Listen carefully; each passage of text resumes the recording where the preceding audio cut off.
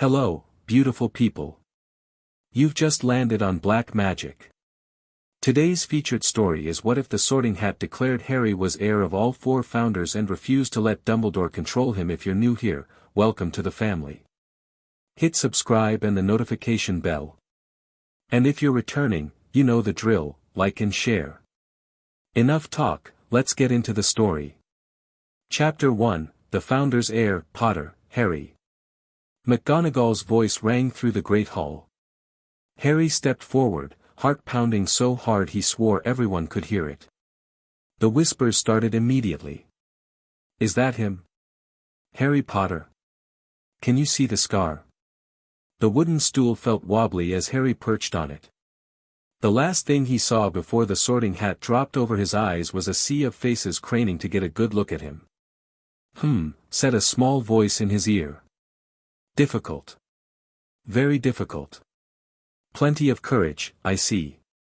Not a bad mind either. There's talent, oh my goodness, yes, and a nice thirst to prove yourself, now that's interesting. But what's this? The hat went silent for so long that Harry gripped the edges of the stool. Is something wrong? He whispered. Wrong? No, not wrong. Extraordinary, unprecedented, remarkable, yes.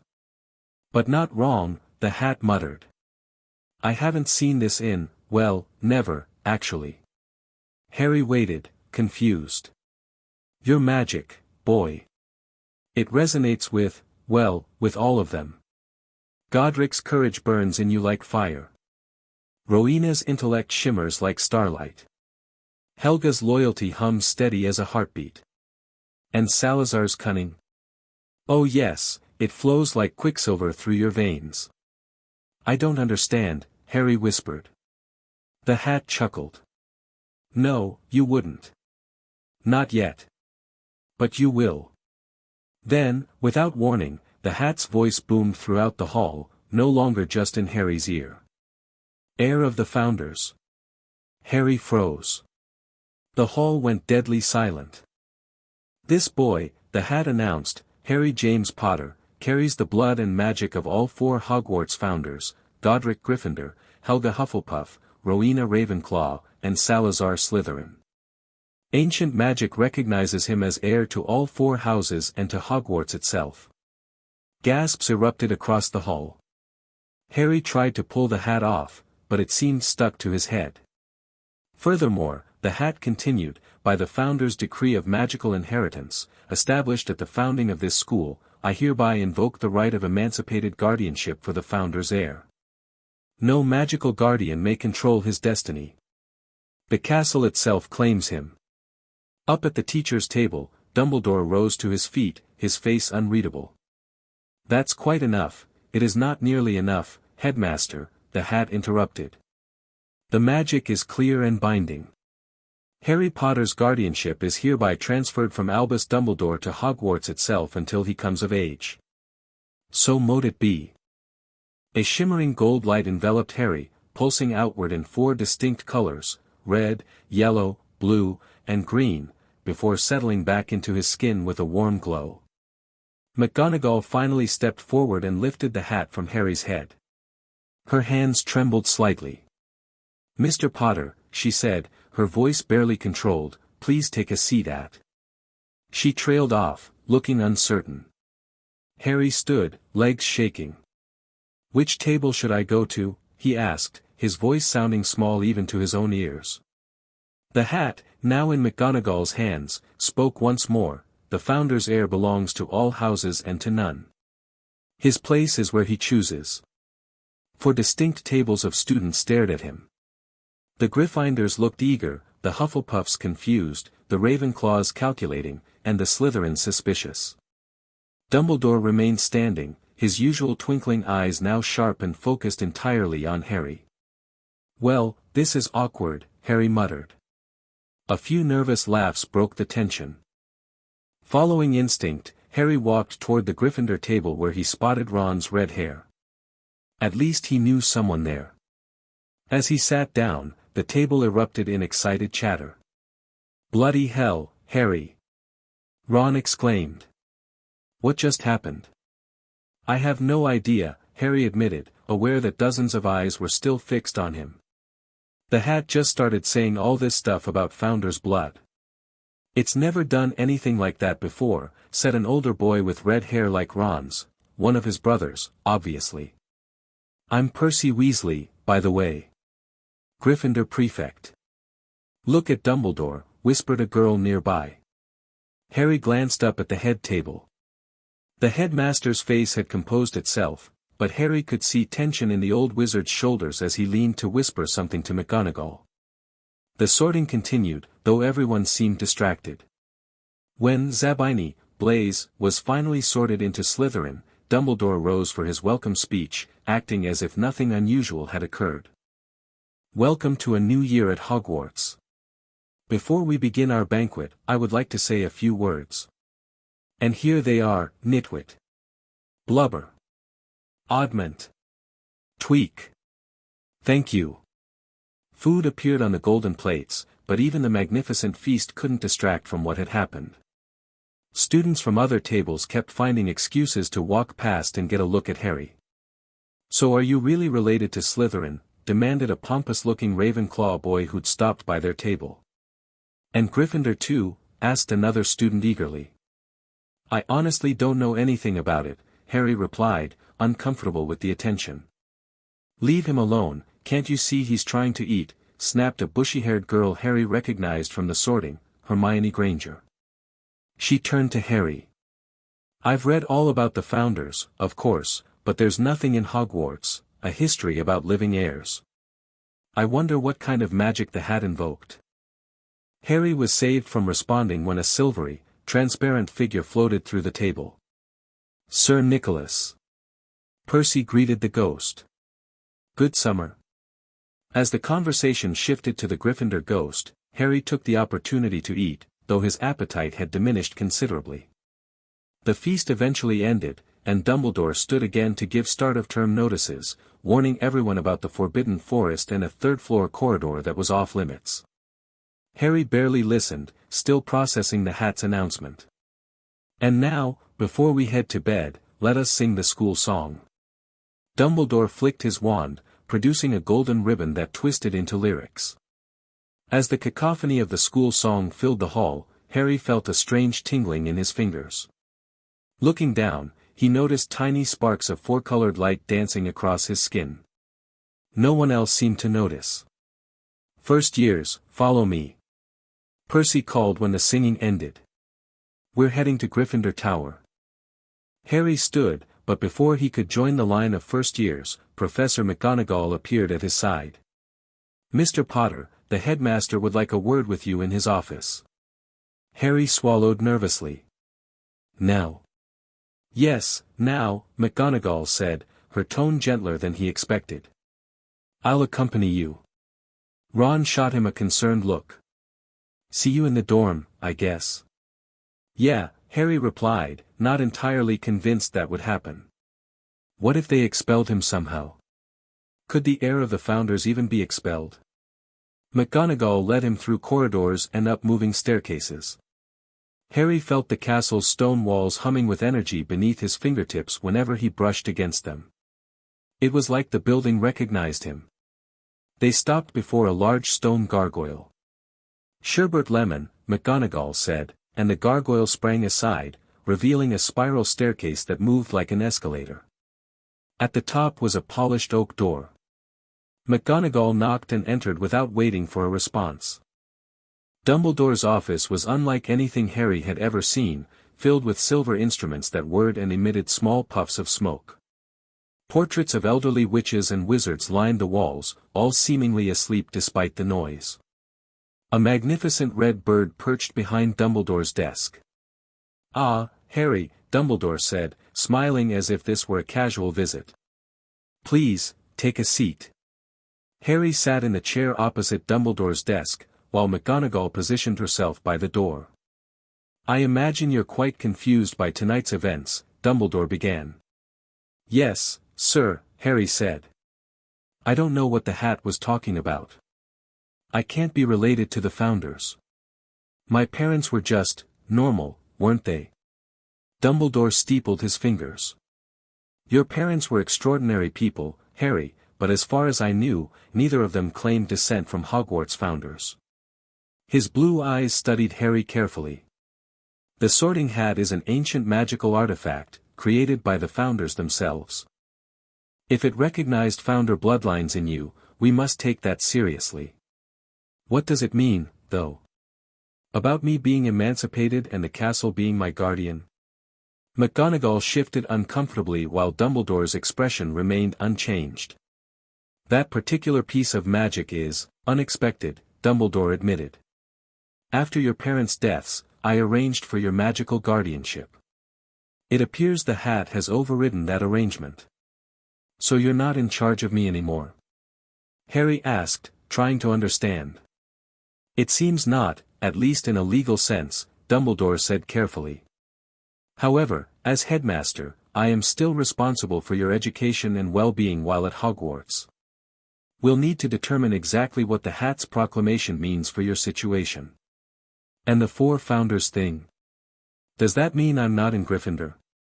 I believe you may choose your house affiliation, Harry, though you appear to have already selected Gryffindor by sitting at their table. A fine choice, if I may say so. Dumbledore's eyes finally twinkled. Your parents were both Gryffindors, you know. Harry nodded, relieved. Then I'd like to stay in Gryffindor, sir. Very good. However, there's one more matter we must address. Dumbledore opened a drawer and removed what looked like an ancient wooden box. The Sorting Hat has informed me that, as the recognized heir, you should have this. He pushed the box across the desk. Harry hesitantly opened it to reveal a simple gold key with 4 colored gems embedded in the handle. What is it? A key to the Founder's Suite, a set of rooms that, until tonight, I believed was merely legend. Apparently, it exists somewhere within Hogwarts, accessible only to those of Founder blood. Dumbledore's voice was light, but his eyes never left Harry's face. The hat suggests you'll know how to find it. Harry stared at the key. As his fingers closed around it, warmth spread up his arm, and suddenly, the knowledge appeared in his mind like it had always been there. 5th floor, East Wing, he whispered. Behind the painting of the 4 seasons. Dumbledore's eyebrows rose slightly. Fascinating. Well, it seems you've had quite enough surprises for one evening. Perhaps Professor McGonagall should escort you to Gryffindor Tower, and we can discuss this further tomorrow after classes. Actually, Headmaster, McGonagall interjected, if the castle has indeed taken guardianship of Potter, perhaps we should allow him to examine these founder rooms tonight. It might help clarify his situation. Dumbledore looked like he wanted to object but nodded instead. A reasonable suggestion, Minerva. Would you care to accompany Mr. Potter? I have several urgent messages to send regarding tonight's developments. Of course, McGonagall said. Come along, Potter. Harry followed her back through the corridors, clutching the key in his hand. Professor, he ventured, did you know about any of this? About me being connected to the founders? McGonagall's stride faltered slightly. No, Potter, I did not. I knew your father's family was old, and your mother was exceptionally gifted, but this. She shook her head. This is unprecedented in Hogwarts history. They climbed to the 5th floor, and Harry felt an increasing pull toward the eastern wing. The corridor ended at a large painting depicting 4 landscape scenes, one for each season, arranged in a square. As Harry approached, the scenes began to shift, the colors swirling together. It's never done that before, McGonagall said softly. Harry held up the key, and 4 keyholes appeared in the painting, one at each corner. Following instinct, Harry inserted the key into the spring section's keyhole. It turned easily, but nothing happened. He tried summer next, then autumn, and finally winter. After turning the key in all 4 seasons, the painting swung open like a door. Beyond was a circular entrance hall with 4 doors, each bearing the crest of one of the Hogwarts houses. The walls were stone but seemed to shimmer with faint, multicolored light. Merlin's beard, McGonagall breathed. The Founder's Suite actually exists. Harry stepped inside, and torches flared to life around the room. The floor featured a mosaic of the Hogwarts crest, larger and more detailed than the one in the Great Hall. As Harry's feet touched it, the crest glowed briefly. "What happens now?" Harry asked. "That's entirely up to you, Potter. These rooms belong to you as the heir." McGonagall looked around with undisguised wonder. "However, I suggest you still spend tonight in Gryffindor Tower with your yearmates. It would be best not to isolate yourself on your first night." Harry nodded, relieved. As curious as he was about these rooms, the idea of sleeping alone in this strange place wasn't appealing. "Can I look around first?" Briefly, McGonagall agreed. "But curfew approaches." Harry moved to the door with Gryffindor's crest first, a golden lion on a crimson background. It swung open at his touch, revealing a cozy room with a massive fireplace that ignited the moment he entered. The walls were lined with weapons and shields, and comfortable red furniture filled the space. A large desk sat near tall windows that somehow showed a view of the Quidditch pitch, despite them being nowhere near it. "Godric's study," McGonagall said behind him. "I never imagined I'd see it." Harry felt the room's magic respond to him, warm and encouraging, like someone had placed a hand on his shoulder. He moved back to the entrance hall and approached the door with Ravenclaw's eagle crest next. This room was clearly a library, with bookshelves stretching to the ceiling. A spiral staircase led to a second level of books. Near the windows stood a large telescope and what looked like early scientific instruments. The ceiling was enchanted like the great halls, showing a clear night sky with constellations that moved slowly overhead. "If Miss Granger sees this, you'll never get her to leave," McGonagall commented, a rare smile tugging at her lips. The Hufflepuff room contained what appeared to be living quarters, a bedroom with a four-poster bed, sitting area, and attached bathroom. Plants thrived everywhere, some varieties Harry had never seen before. A small indoor garden occupied one corner, with herbs and flowers growing under magical light. Finally, Harry approached the Slytherin door with some trepidation. The snake crest seemed to watch him as he pushed the door open. Inside was a laboratory of sorts, with stone tables holding cauldrons and glass containers. One wall was covered in ingredient jars and bottles. Another held bookshelves stuffed with leather-bound volumes. Most surprising was a large window that looked out into the depths of the lake, giving the room a greenish glow. Something large and tentacled swam past, and Harry jumped back. "The giant squid," McGonagall explained. "Fascinating. These rooms must connect to different parts of the castle magically." When they returned to the entrance hall, Harry noticed a fifth door he'd overlooked before, smaller and directly opposite the entrance. This one bore all four house crests together. "What's in there?" he asked. "I believe we've explored enough for one night, Potter," McGonagall said firmly. "It's nearly curfew, and you have classes tomorrow." Harry reluctantly agreed, and they left the Founder's Suite. The painting sealed itself behind them, returning to its original Four Seasons display. "You should keep that key with you at all times," McGonagall advised as they headed toward Gryffindor Tower. "And perhaps be selective about who you bring to these rooms, at least until we understand more about your situation." They reached the portrait of the fat lady, who looked at Harry with unusual interest. "Password?" she asked. "Caput Draconis," McGonagall supplied, then turned to Harry. "Your dormitory is up the stairs to the right. Your belongings have already been brought up." "Thank you, Professor," Harry said. McGonagall studied him for a moment. "This is highly unusual, Potter. But we will sort it out. Try not to worry over much." The common room fell silent when Harry entered. Dozens of faces turned to stare at him. "There he is. The Founder's heir. Did they expel you? Can you really talk to snakes?" The last question came from a tall boy with dreadlocks, and Harry frowned in confusion. "I don't know. I've never tried." But you're Slytherin's heir, someone else called out. That means you're a Parselmouth.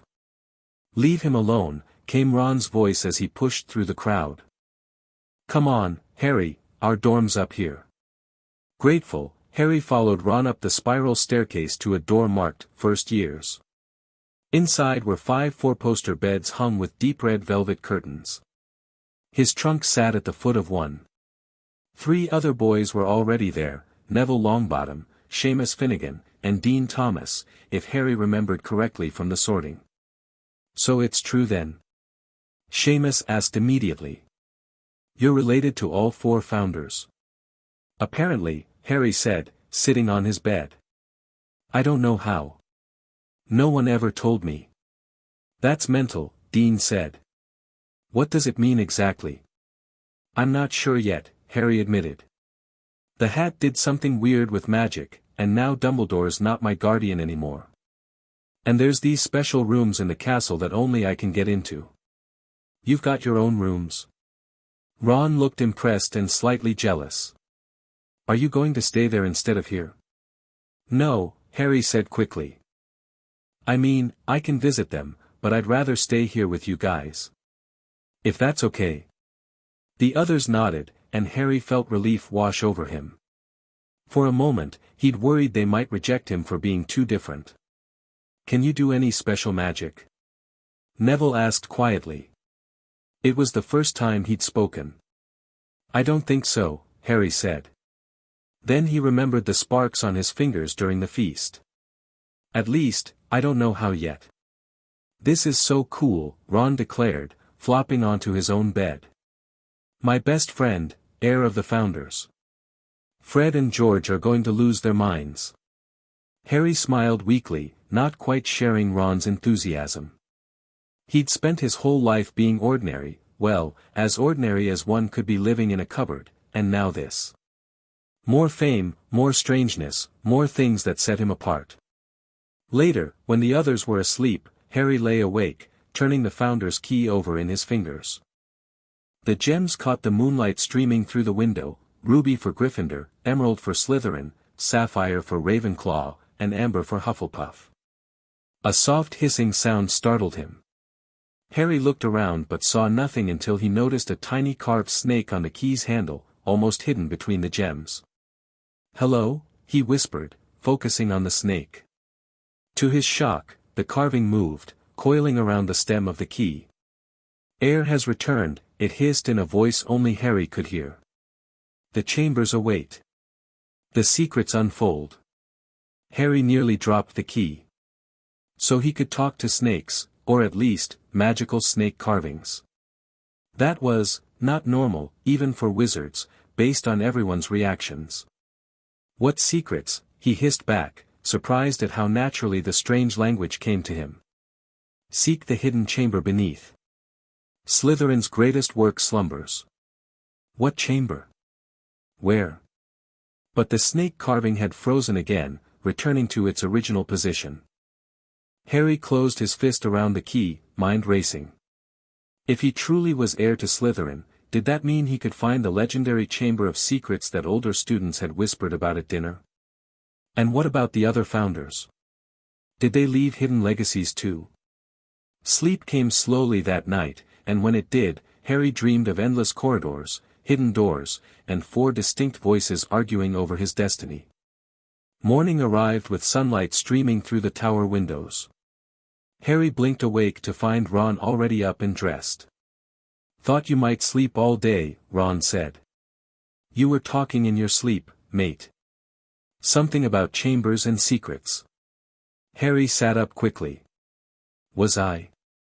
I had weird dreams. Not surprising after yesterday. Come on, breakfast started already. Heading down to the great hall felt like walking into a storm of whispers.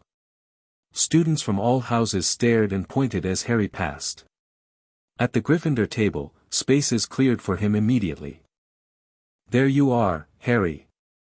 Hermione Granger waved from nearby, surrounded by books despite it being the first day of classes. I've been researching founder bloodlines. Did you know the last confirmed heir was Slytherin's, and that was nearly 50 years ago? Heir, no, Harry said, loading his plate with eggs and sausages. How do you know that? It's mentioned in modern magical history and the rise and fall of the dark arts, she explained. Though neither mentions any recent Gryffindor, Hufflepuff, or Ravenclaw heirs. It's extremely rare for bloodlines to remain pure enough to trigger inheritance magic after 1,000 years. So I'm some kind of magical miracle, is that it? Harry asked, uncomfortable. Essentially, Hermione nodded. The odds of having all 4 bloodlines with enough magical resonance to activate Founder's magic is, well, astronomical. Great, Harry muttered. Schedule distribution. Percy announced, moving down the table. He handed Harry his timetable with extra flourish. Professor McGonagall asked me to tell you that the headmaster would like to see you after your last class today. Harry nodded, examining his schedule. Looks like we've got herbology first with the Hufflepuffs, then transfiguration. As they left for the greenhouses, Harry noticed something odd. When they passed a suit of armor in the entrance hall, it moved, bowing slightly to him. No one else seemed to notice. Did you see that? He asked Ron, pointing to the now motionless armor. See what? Nothing. Never mind. The greenhouses were steamy and filled with strange plants.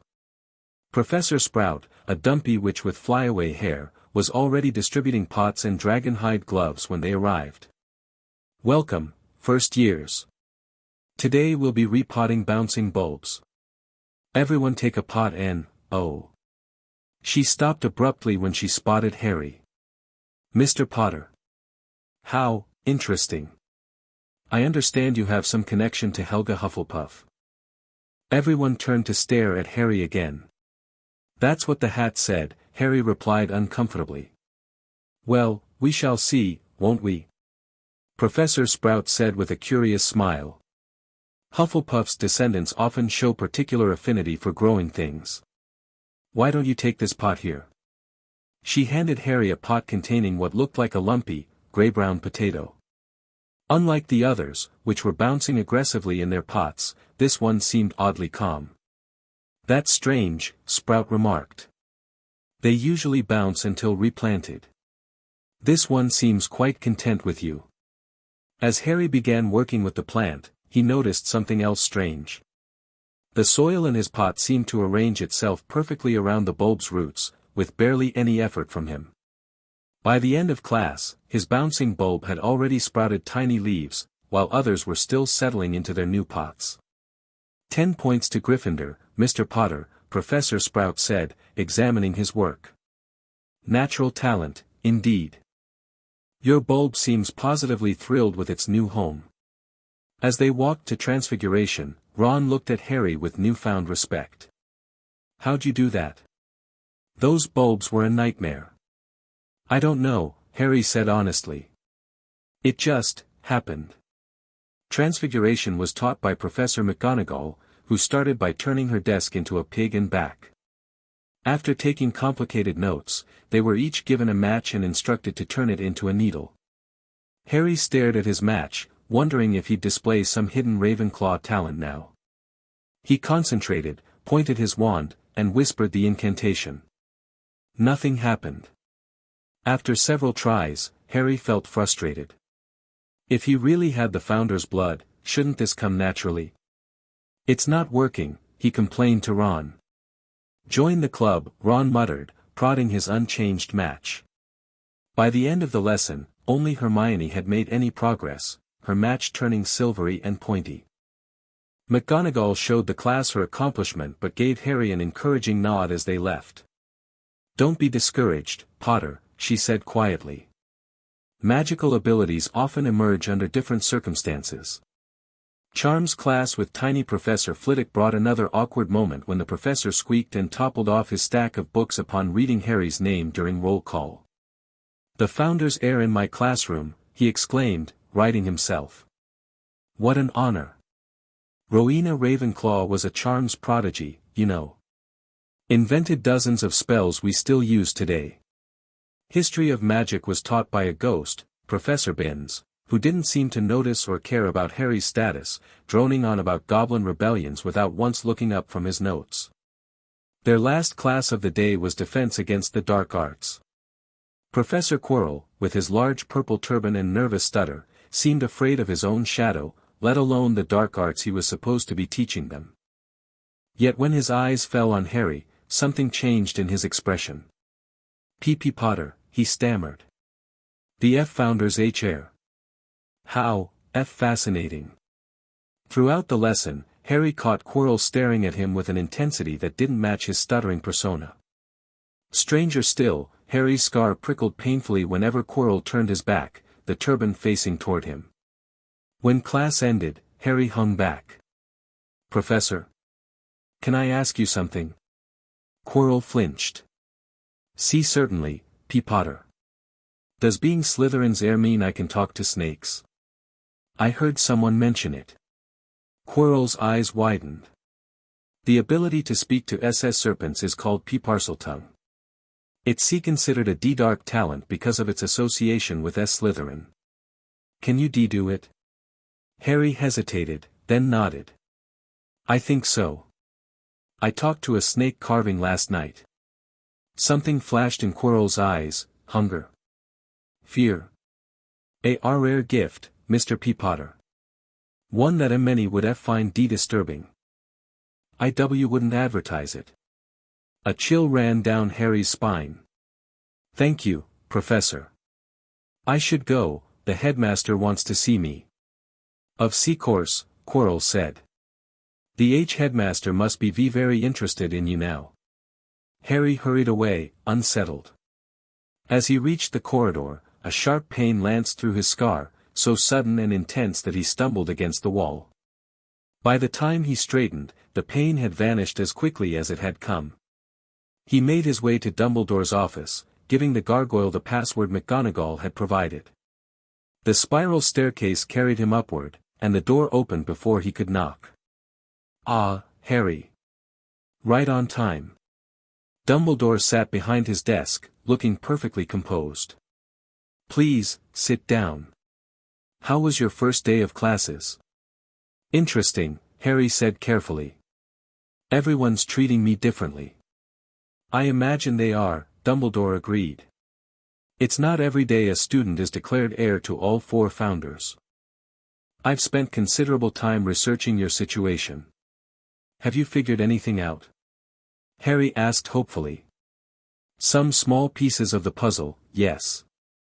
It appears your father's family does indeed descend from Godric Gryffindor, though the connection is quite distant. The Potter line can be traced back nearly to the Founders' era, though the Gryffindor name itself was lost centuries ago." "What about the others?" Harry leaned forward eagerly. "That's where things become interesting. Your mother, despite being Muggle-born, appears to have had magical ancestry many generations back, a squib branch of a family connected to Rowena Ravenclaw. But that's only 2 founders," Harry pointed out. Dumbledore nodded, stroking his long silver beard. "Indeed. The connections to Hufflepuff and Slytherin remain mysterious. I have theories, but nothing conclusive yet." Harry hesitated, then decided to share his discovery. "I can talk to snakes. I found out last night." Dumbledore's eyes sharpened. "Can you indeed? That is significant. Parseltongue is a hereditary ability strongly associated with Salazar Slytherin's line. Very few wizards possess it. Professor Quirrell said it's considered dark." "Professor Quirrell said that, did he?" Dumbledore's tone was light, but something in his expression made Harry nervous. "Abilities themselves are neither light nor dark, Harry. It is how we choose to use them that defines their nature." Harry nodded, somewhat relieved. "Now, I've asked you here for a specific reason," Dumbledore continued. "Given your unique status, several parties have expressed interest in your situation. The Ministry of Magic, the school governors, and even Gringotts Bank have sent inquiries. Why would Gringotts care? The founders were wealthy and powerful. It's possible they left vaults or artifacts that would pass to a recognized heir. Dumbledore opened a drawer and removed an official-looking parchment sealed with gold wax. "This arrived for you this morning." Harry took the letter. The seal bore the Gringotts emblem, and when he broke it, elegant script flowed across the page. "To Mr. Harry James Potter, recognized heir of the Hogwarts founders, Gringotts Bank acknowledges the magical recognition of your status and requests your presence at your earliest convenience to discuss inheritance matters related to the founder vaults. These ancient vaults have remained sealed for centuries, awaiting a magically recognized heir. As your status grants you certain legal privileges under Goblin law, you may visit without a guardian present. Please present this letter and your founder's key upon arrival. May your gold flow and your enemies tremble. Ragnarok, Director of Gringotts, I have founder vaults." Harry asked, stunned. "It would appear so," Dumbledore said.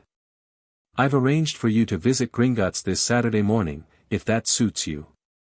Professor McGonagall will accompany you to Diagon Alley, though as the letter states, you may enter the vaults privately." "Thank you," Harry said, folding the letter carefully. "Sir, what happens now?" "With me, I mean. If you're not my guardian anymore, who makes decisions about everything?" Dumbledore sighed. "That, Harry, is what we're working to determine. For matters concerning your education and safety at Hogwarts, I remain responsible as headmaster. For legal matters beyond school, it seems the castle itself holds guardianship, which is unprecedented." "How can a building be my guardian?" Harry asked, confused. "Hogwarts is far more than merely a building, Harry. The founders poured not just their magic but pieces of their consciousness into these walls. The castle has a certain sentience, though it rarely exercises it so dramatically." Dumbledore gestured around his office. "I've been headmaster for many decades, yet Hogwarts still surprises me." As if on cue, the castle stones beneath them gave a subtle rumble, like a sleeping giant stirring. "I think," Dumbledore said with a small smile, "the castle is reminding us of its presence. Now, unless you have other questions, I believe dinner will be served soon." As Harry stood to leave, Dumbledore added, "One more thing, Harry. While exploring your newfound abilities and heritage is important, please remember that your primary purpose here is to learn. I encourage curiosity, but caution is equally valuable." Harry nodded and headed for the door. "And Harry?" Dumbledore's voice stopped him. "The third-floor corridor I mentioned at the feast. It would be particularly unwise for the founder's heir to explore there. Some dangers recognize no bloodlines." "Yes, sir," Harry said, wondering what could be so dangerous that Dumbledore would warn him specifically. The rest of the week passed in a blur of classes, whispers, and strange occurrences. In charms, Harry's feather not only levitated on his first try but spun in elaborate patterns without him intending it. In astronomy, he somehow knew constellation names before Professor Sinistra mentioned them. Only in potions did he struggle, with Professor Snape seeming determined to prove Harry had no special talents at all. Our new celebrity, Snape had sneered during their first lesson. The supposed heir of Slytherin himself. Let's see if fame translates to skill. It hadn't. Harry's potion had turned lumpy and emitted green smoke when it should have been smooth and pink. Snape had seemed almost triumphant. "Clearly, Potter, inheritance is no substitute for talent," he declared. "Founder's blood or not, you'll receive no special treatment in my classroom." By Friday evening, Harry was both exhausted and anxious about his upcoming Gringotts visit.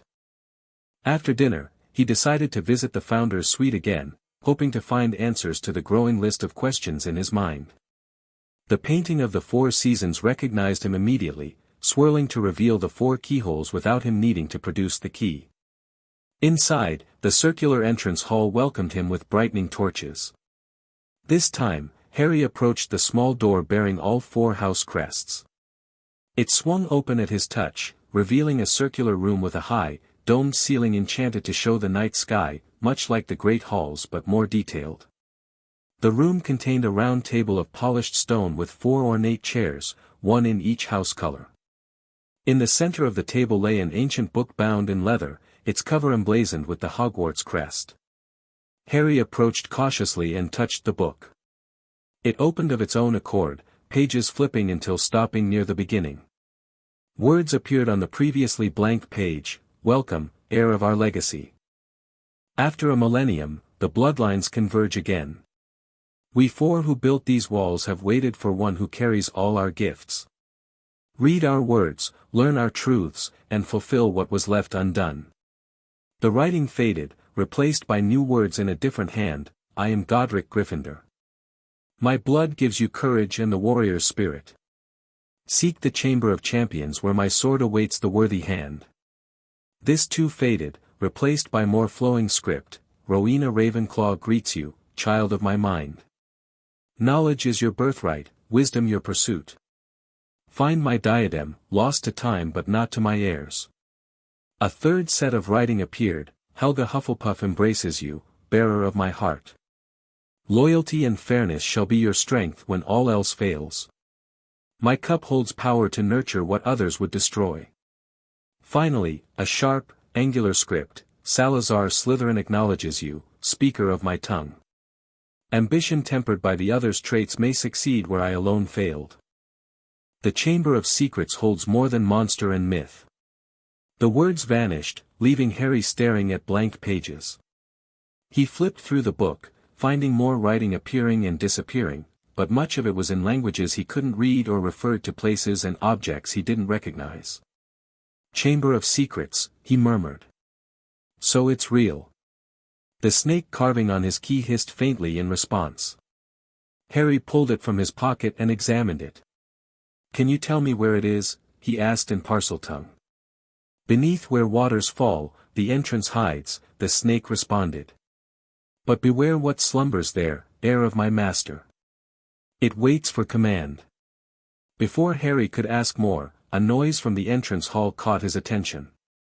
He quickly closed the book and moved toward the door. "Hello," he called, stepping back into the circular hall. Hermione Granger stood there, looking around in wonder. "Harry. I followed you, I hope that's okay. This place is amazing. How did you get in?" Harry asked, surprised. The painting had sealed itself behind him. "It opened when I knocked," Hermione explained. "I called your name, and it just let me in." She turned in a circle, taking in the 4 doors. "Are these the Founder's private rooms? I've read theories about them but never imagined they actually existed." "Yeah," Harry said, realizing he wasn't actually upset she'd found him. "Want to see them?" Hermione's eyes lit up. "Can I?" Harry showed her each room, saving Ravenclaw's library for last. As expected, Hermione nearly fainted with excitement. "Do you realize what this means?" she breathed, running her fingers over ancient tome spines. "These books might contain knowledge that's been lost for centuries. Spells and potions and history no one remembers." "I found something else too," Harry admitted, trusting her intellectual curiosity. He led her to the central room with the book. "It wrote to me. Messages from the Founders themselves." Hermione approached the book cautiously. "May I?" Harry nodded, and she touched the cover. Nothing happened. "I guess it only works for me," Harry said. But it mentioned things, artifacts that belonged to each Founder, and hidden chambers. Not just Slytherin's Chamber of Secrets, but something called the Chamber of Champions too.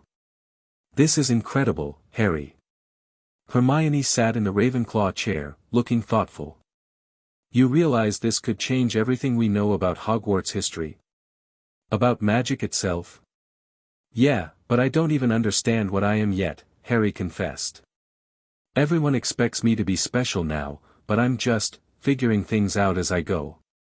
"That's why you need help," Hermione said decisively. "Research, planning, someone to take notes. You can't do this alone." Harry smiled, grateful. "Are you volunteering?" "Obviously," she replied with a grin. "Plus, I get library access no one's had for 1,000 years. It's a fair trade." Partners, then, Harry agreed. But we should keep this quiet for now. At least until after I visit Gringotts tomorrow. Absolutely, Hermione promised. Though you should probably tell Ron too. He's your fascinating, Hermione murmured. I wonder what other knowledge you'll access instinctively.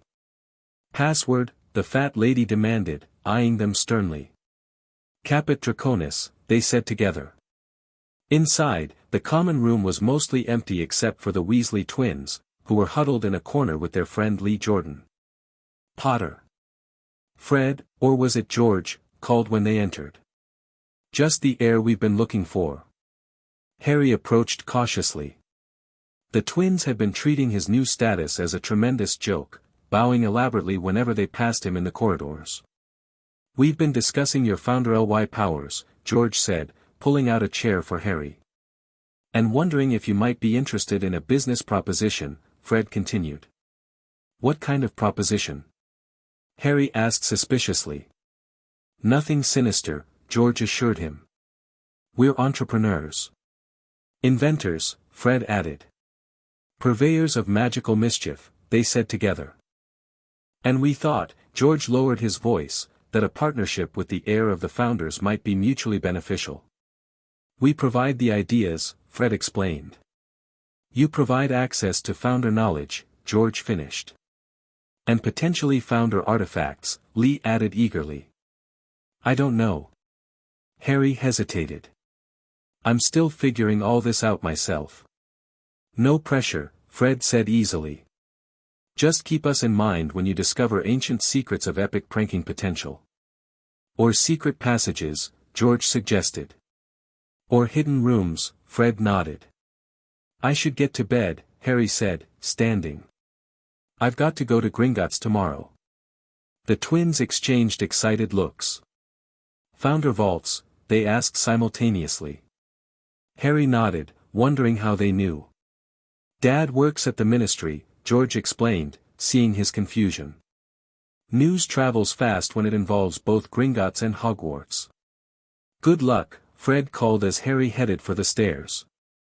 Bring back something shiny. Saturday morning arrived bright and clear. Harry met Ron and Hermione in the common room before breakfast and told them everything, the book, the messages from the founders, and his suspicions about hidden chambers and artifacts. Blimey, Ron breathed when he finished. Hidden treasure and secret chambers. That's mental. It's historically significant, Hermione corrected, though she looked equally excited. The point is, Harry said, I'm going to need help figuring all this out. I trust you two more than anyone. Ron's ears turned pink with pleasure. Count me in. Though I draw the line at extra studying unless absolutely necessary. After breakfast, Harry met Professor McGonagall in the entrance hall. She wore emerald green robes and a pointed hat, looking more formal than usual. Ready, Potter? We'll be traveling by Floo powder to the Leaky Cauldron. Floo powder? Harry asked nervously. A magical transportation method. You step into a fireplace, throw down the powder, clearly state your destination, and the flames carry you there. Watch, Potter. The director will see you privately. The last unified heir disappeared centuries ago, and the vaults have remained sealed since. What exactly does being an heir mean, sir? Harry asked. In terms of Gringotts, I mean. Direct and practical. Good. Ragnarok set the key on a velvet cushion between them. In simplest terms, it means you have inheritance rights to properties, artifacts, and wealth accumulated by the four founders and held in trust for their unified heir. Unified heir? Harry repeated. Yes. The founders created separate family vaults for their direct descendants, many of which were claimed over the centuries. But they also established a joint vault accessible only to one recognized by magic as carrying all four bloodlines. Ragnarok produced a thick ledger bound in dragon hide.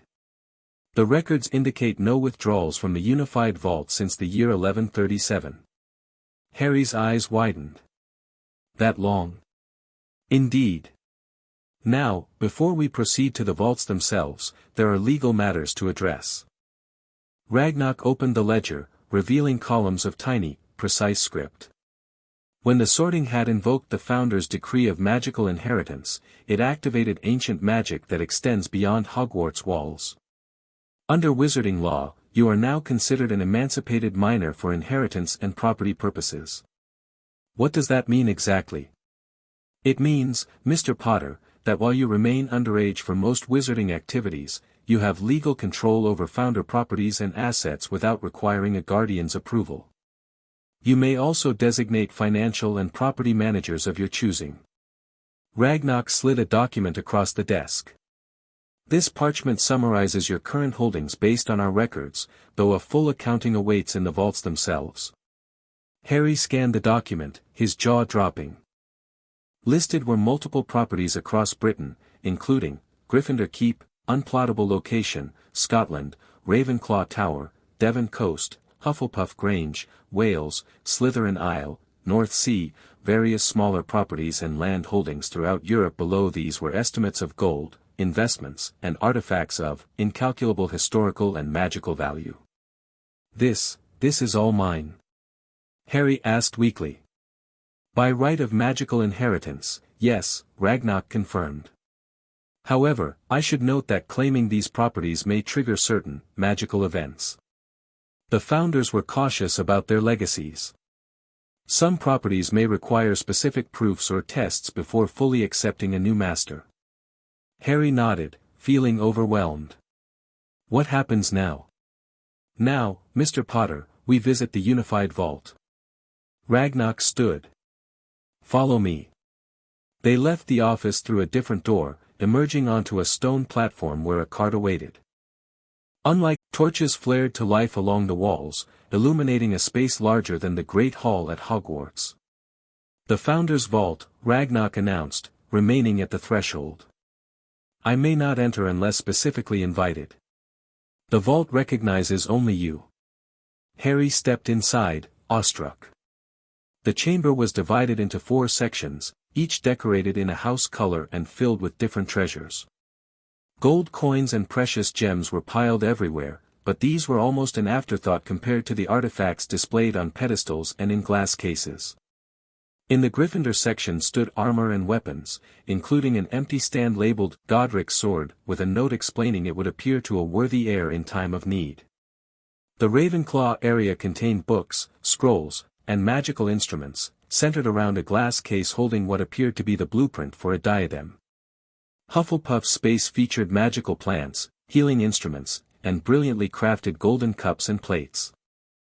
Slytherin's quarter held potions, ingredients, preserved specimens, and finely crafted silver items decorated with serpents. At the center where all 4 sections met stood a raised dais with a stone pedestal. On it lay a thick tome bound in leather from all 4 house animals, its pages seemingly blank until Harry approached. Words appeared as he watched, the grimoire of the Founders for the eyes of the true heir alone. Harry reached out to touch it, and the book vibrated beneath his fingers, warm and almost alive. "I can take this," he called back to Ragnar. "Everything here belongs to you," the goblin confirmed. "Though I would advise caution with the grimoire. Founder magic is powerful and often unpredictable." Harry carefully lifted the book, feeling its magic hum against his skin. As he did, 4 small boxes emerged from compartments in the pedestal, each bearing a house crest. "What are these?" Harry asked. "Heir rings," Ragnar explained from the doorway. "Symbols of your status and keys to the Founder's properties. They also serve as magical foci, enhancing abilities related to each bloodline." Harry opened the boxes one by one. Inside each was a ring, a ruby-set gold band for Gryffindor, a sapphire in silver for Ravenclaw, an amber in copper for Hufflepuff, and an emerald in platinum for Slytherin. Following instinct, Harry slipped each onto a different finger of his right hand. As the last ring settled into place, all 4 merged into a single band that shifted colors as he moved his hand, the gems rearranging themselves around the band. "The rings recognize you as the unified heir," Ragnar observed. "Most auspicious." Harry explored the vault further, selecting a few smaller items to take with him, a set of communication mirrors from Ravenclaw's section, a small healing kit from Hufflepuff's, a collapsible shield from Gryffindor's, and a silver snake pendant from Slytherin's that hissed advice when questioned in Parseltongue. "I should get back to Professor McGonagall," Harry said finally. "But I'll need to return soon." "Of course," Ragnarok agreed. "Gringotts stands ready to assist the Founder's heir. We can arrange private transportation to any of your properties when you wish to claim them."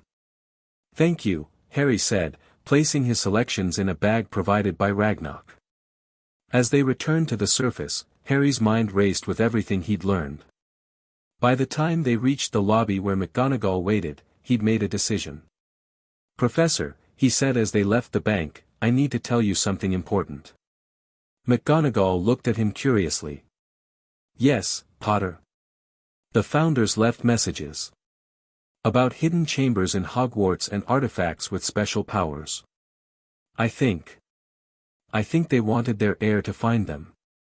McGonagall's lips thinned. "I see. And I suppose you intend to search for these chambers?" "Yes," Harry admitted. "But I want to do it properly, with permission. That's why I'm telling you." McGonagall studied him for a long moment. "That is, surprisingly mature, Potter. Most students would simply sneak about." "I thought about that," Harry said honestly.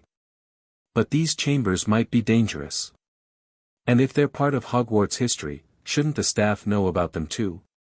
A rare smile crossed McGonagall's face. "Indeed they should." "Very well, I will discuss this with the headmaster. Perhaps we can arrange supervised explorations." "Thank you, Professor." As they returned to Hogwarts via Flo Powder, Harry felt lighter despite the weight of the grimoire in his bag. Whatever challenges lay ahead, he wouldn't face them alone or in secret. The Founder's legacy was his to discover, but not his to hoard. That night, in the Gryffindor common room, Harry shared his discoveries with Ron and Hermione, showing them the grimoire and the merged heir ring. "Wicked," Ron breathed, examining the color-shifting ring. "So you're basically richer than Malfoy now?" "I guess," Harry said, uncomfortable with that aspect. "But that's not what matters. The Founders left their heir a mission, not just treasure. They mention things being left undone and artifacts that need to be found." "The diadem of Ravenclaw," Hermione said excitedly. "It's mentioned in Hogwarts, a history as being lost for centuries. And Hufflepuff's cup, and Slytherin's locket. They're famous magical artifacts. And Gryffindor's sword," Ron added. "Dad says it's supposed to appear whenever a true Gryffindor needs it." Harry nodded. "The grimoire might tell us more, but most of its pages are still blank to me. I think they reveal themselves as I'm ready." "This is just the beginning, isn't it?" Hermione said quietly. Harry looked down at his ring, which glowed softly in the firelight, cycling through the 4 house colors. "Yeah," he agreed. "Just the beginning." Outside the windows, a storm was brewing over the Forbidden Forest. Lightning flashed, briefly illuminating a turban-wearing figure standing at the forest's edge, staring up at Gryffindor Tower with unnatural stillness. In the dungeons, Professor Snape paused in brewing a potion, wincing as the dark mark on his arm prickled unpleasantly. He glanced toward the ceiling, thinking of the boy who now walked the castle as its recognized heir. And in his circular office, Albus Dumbledore stood at the window, watching the approaching storm with troubled eyes. On his desk lay open books about Founder magic and ancient prophecies, alongside a letter bearing the seal of the Department of Mysteries. "So it begins," he murmured to Fawkes. "But how will it end?" The phoenix trilled softly, offering no answers as thunder rumbled across the grounds of Hogwarts, where secret centuries old waited to be discovered by the boy who was heir to them all. Chapter 2, Blood and Magic. Harry woke up to sunlight streaming through the tower window and Ron snoring from the next bed over. For a brief, blissful moment, everything felt normal, just another Sunday morning at Hogwarts. Then he felt the weight of the Founder's ring on his finger, and reality crashed back. "Holy crap," he muttered, holding his hand up to watch the gems shift and change. This is actually happening. The events at Gringotts yesterday still felt like some bizarre dream. Hidden vaults, ancient artifacts, properties scattered across Britain, it was way too much for an 11-year-old kid who'd spent most of his life sleeping in a cupboard. Harry slipped out of bed, careful not to wake his dorm mates. He needed to think, and the Founder's Suite seemed like the perfect place to do it. The grimoire he'd brought back from the vault was tucked safely in his trunk, along with the other items he'd selected. He hadn't shown those to Ron and Hermione yet, wanting to understand them better first. The castle corridors were quiet this early on a Sunday. Harry felt the stones hum beneath his feet as he walked, almost like they were greeting him. He'd started noticing it more and more, the way the castle seemed alive around him, responding to his presence. "Good morning to you too," he whispered, feeling only slightly ridiculous talking to a building. The painting of the Four Seasons swirled into motion as he approached, granting him entrance without needing the key. Inside the circular entrance hall, Harry hesitated, then headed for the room with all four founders' crests, the one with the book and round table. As he entered, torches flared to life, illuminating the space more brightly than before. The book on the central table was open, waiting for him. "Okay," Harry said, pulling the grimoire from his bag, "let's see how these two work together." He placed the grimoire next to the table's book. For a moment, nothing happened. Then both books began to glow, the table's book with soft white light, the grimoire with pulsing red, yellow, blue, and green. Words appeared on the grimoire's first page: "Place a drop of blood upon these pages to claim your full inheritance, heir of the founders." Harry hesitated. Blood magic sounded serious, maybe even dangerous. But something in him, some inherited instinct perhaps, told him this was necessary. "Just a drop, right?" he muttered, looking around for something sharp. His ring flashed, and suddenly the Slytherin emerald extended into a tiny, needle-like point. Harry pricked his finger and watched as a single drop of blood fell onto the grimoire's page. The effect was immediate and dramatic. The blood spread outward in 4 streams, forming intricate patterns that filled the page with glowing symbols. Heat radiated from the book, not burning but warming, pulsing in time with Harry's heartbeat. "Whoa," Harry breathed as the magic flowed from the book into him, racing through his veins. Images flashed through his mind, a castle being built stone by stone, for distinct figures arguing over architectural plans, students learning in outdoor courtyards before the Great Hall existed. The memories weren't his, but for an instant, they felt like they were. Then came pain, sharp and sudden, as the magic reached his scar. Harry gasped, dropping to his knees. Something inside his scar seemed to fight against the Founder's magic, writhing and shrieking in silent fury. The conflict lasted only seconds before the foreign presence was forced back, contained but not eliminated. Harry slumped against the table, breathing hard. What the hell was that? The grimoire's pages flipped rapidly until stopping near the middle. New words appeared: "A fragment not your own resides within the scar. Founder magic contains it, but complete removal requires ritual beyond these pages. Seek the chamber of purification beneath Hufflepuff's domain when you are stronger." A fragment? Of what? Harry asked, but the book provided no further explanation. Instead, the pages turned again, revealing detailed maps of Hogwarts, showing passages and rooms Harry had never seen before. Some areas glowed brightly, while others appeared faded, as if waiting to be activated. A soft knock interrupted Harry's examination. He looked up to see Hermione peering around the doorway. "There you are. When I saw your bed empty, I thought you might be here." She entered the room, then stopped abruptly. "Harry. Your eyes. What about them?" he asked, confused. "They're changing colors." Hermione approached cautiously. "First green, then blue, now they're back to normal. Are you okay?" Harry blinked, suddenly aware of the residual magic still flowing through him. "I think so. I just did something with the grimoire, blood magic." Blood magic? Hermione looked alarmed. That's supposed to be really powerful and potentially dangerous. What happened? Harry explained the inheritance ritual and the strange visions he'd experienced, though he hesitated to mention the fragment in his scar. That felt too personal, too troubling. So the Founder's memories are becoming accessible to you, Hermione said, intrigued. That explains so much about how you've been knowing things you shouldn't know. Yeah, but it's not like I suddenly have all their knowledge, Harry clarified. It's more like glimpses. Instincts.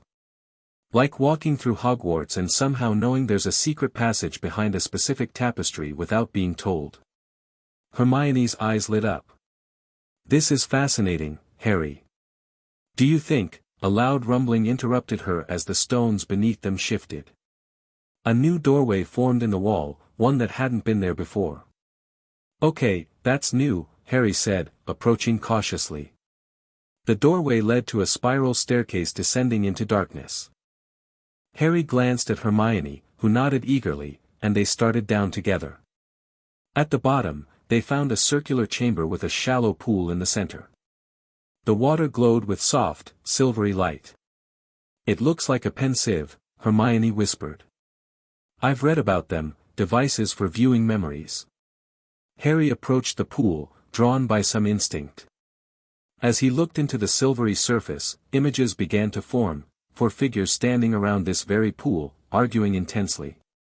This isn't what we agreed, Salazar. A broad-shouldered man with Gryffindor's crest roared. The world changes, Godric. Our students must be prepared. This from a tall, austere wizard with calculating eyes. By learning dark magic. By separating them by blood status. A plump witch with Hufflepuff's colors looked distressed. By ensuring our kind survives what's coming. Slytherin's voice was cold but not cruel. The persecutions worsen. The Muggles grow more dangerous. We need unity, not division. The fourth founder, a regal woman with Ravenclaw's diadem upon her head, spoke with quiet authority. Your Chamber of Secrets goes against everything we've built together. Then perhaps what we've built is insufficient. Slytherin turned away. The heir will understand, even if you cannot. The scene dissolved, replaced by another, Slytherin alone, working on an ornate locket, infusing it with spells in Parseltongue that Harry somehow understood despite their complexity. More scenes flickered past, Gryffindor forging his famous sword, Ravenclaw creating her diadem with magic that enhanced the wearer's wisdom, Hufflepuff enchanting her cup to purify anything poured into it. Harry, Hermione's voice pulled him back to reality. Are you seeing something? Harry blinked, the visions fading. Yeah. The Founders. Their memories, I think. They were arguing about Slytherin's Chamber of Secrets. It's real. Hermione gasped. Where is it? I don't know exactly, but... Harry concentrated, letting the inherited knowledge surface. Somewhere connected to plumbing. Water pipes. Slytherin was obsessed with water symbolism, purification and all that. A bell rang somewhere in the distance. That's the breakfast bell, Hermione said. We should go. Ron will be looking for us, and people will talk if you keep disappearing. Harry nodded, though part of him wanted to stay and explore more memories. As they climbed back up the stairs, he felt different, more connected to Hogwarts and its history, but also more aware of the weight of his inheritance. News of Harry's status as Founder's heir had spread beyond Hogwarts. When they entered the Great Hall, dozens of owls circled overhead, many swooping down toward Harry with letters clutched in their talons. What's all this? Ron asked through a mouthful of toast as Harry sat down beside him. Fan mail, by the looks of it, Fred Weasley commented, sliding over to make room. Our little Harrykins is a celebrity ×4 now. Harry opened the first envelope with trepidation. Inside was a formal letter from someone named Augusta Longbottom, congratulating him on his recognized status and expressing interest in a potential alliance between their ancient houses. That's Neville's grandmother, Ron explained, reading over Harry's shoulder. "She's a force to be reckoned with in wizarding politics." The next letter was from the Daily Prophet, requesting an exclusive interview. Several more came from wizarding families Harry had never heard of, all expressing varying degrees of interest in his new status. One particularly ornate envelope contained a letter from Lucius Malfoy, offering guidance in navigating the complexities of your heritage. "Bloody vultures," Ron muttered. "They never cared before, but now you've got founder blood, they're all over you." "Language, Ronald," Hermione chided, though she looked equally disgusted. "Though he's right, Harry. These people are just trying to use your status for their own gain." Harry nodded, pushing the letters aside. He'd deal with them later, or maybe never. His attention was drawn to the head table, where Dumbledore was conspicuously absent and Professor McGonagall appeared to be in a heated discussion with a pompous-looking wizard in official robes. "Who's that with McGonagall?" Harry asked. "Cornelius Fudge," Percy Weasley answered, leaning over. "Minister for Magic. Interesting that he's here on a Sunday." As if sensing Harry's gaze, Fudge looked directly at him, his expression a mix of concern and calculation. McGonagall followed his gaze and frowned, shaking her head firmly at whatever the minister was suggesting. "I think they're talking about you, mate," Ron said quietly. "Mr. Potter," Professor McGonagall called, standing up.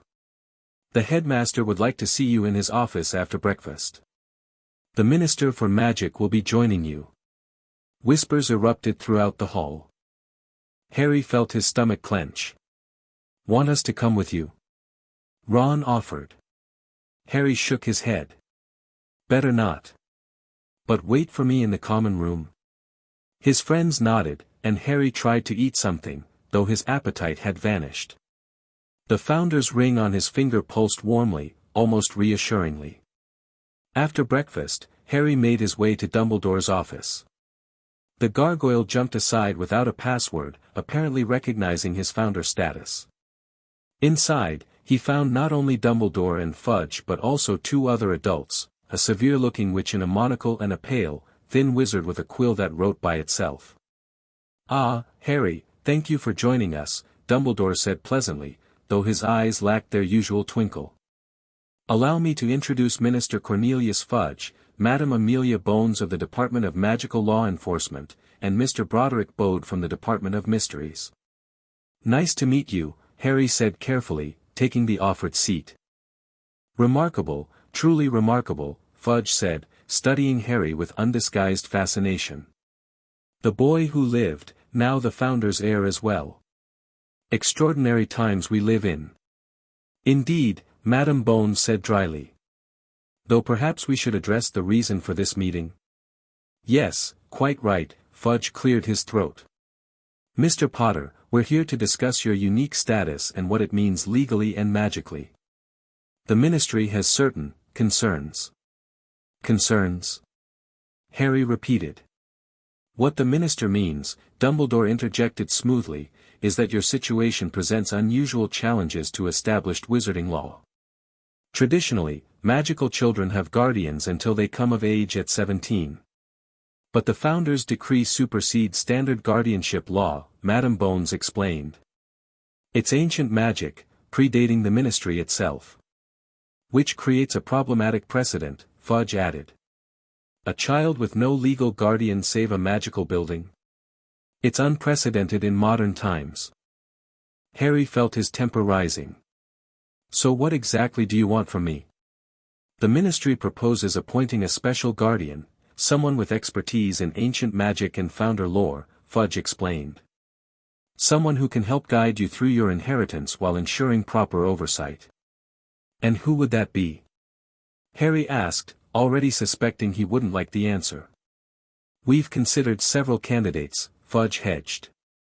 "Lucius Malfoy has generously volunteered." "No," Harry said flatly.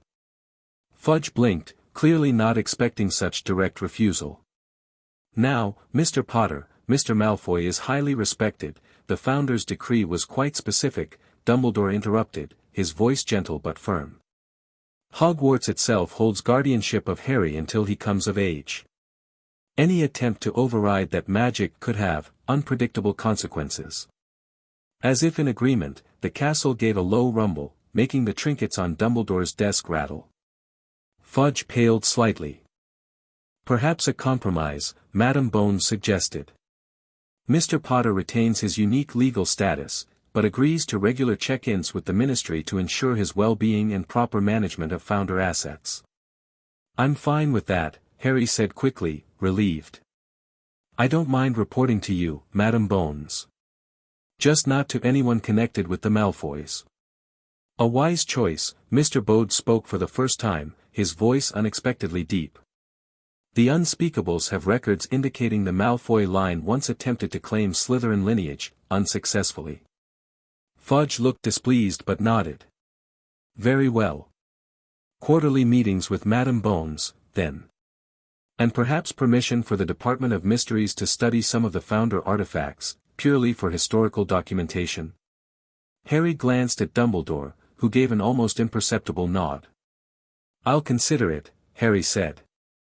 Once I've had time to catalogue everything myself first. Fair enough, Madam Bones agreed before Fudge could protest. We'll draw up the necessary paperwork. In the meantime, Mr. Potter, I suggest you familiarize yourself with wizarding inheritance law. Your status grants you certain privileges but also responsibilities. The meeting concluded with formal handshakes all around. As Fudge and Bode left, Madam Bones lingered. Mr. Potter, a moment, she said quietly. That scar on your forehead, has it been examined by healers since your inheritance recognition? Harry stiffened, remembering the grimoire's warning about a fragment. No, ma'am. Why? Just a precaution, she said, though her eyes suggested otherwise. Dark magic often leaves traces. Given your history and new status, it might be prudent to have it checked. After they left, Dumbledore gestured for Harry to remain seated. You handled that admirably, Harry, the headmaster said. Minister Fudge means well, but he is easily influenced by those with power and wealth. Like Lucius Malfoy? Harry asked. Dumbledore nodded. The Malfoy family has shown particular interest in your situation. I suspect it has less to do with helping you and more to do with accessing Founder magic for their own purposes. Sir, what exactly can I do with this Founder magic? Everyone seems to think I've suddenly become super powerful, but I still can't even turn a match into a needle properly. Dumbledore smiled. Magic, Harry, is rarely so straightforward. Founder abilities tend to manifest in response to need rather than conscious effort. You may find yourself capable of extraordinary feats when circumstances demand it, while struggling with simple classroom tasks. That's not very helpful for exams, Harry muttered. Perhaps not, Dumbledore agreed with a chuckle. But education is about more than exams.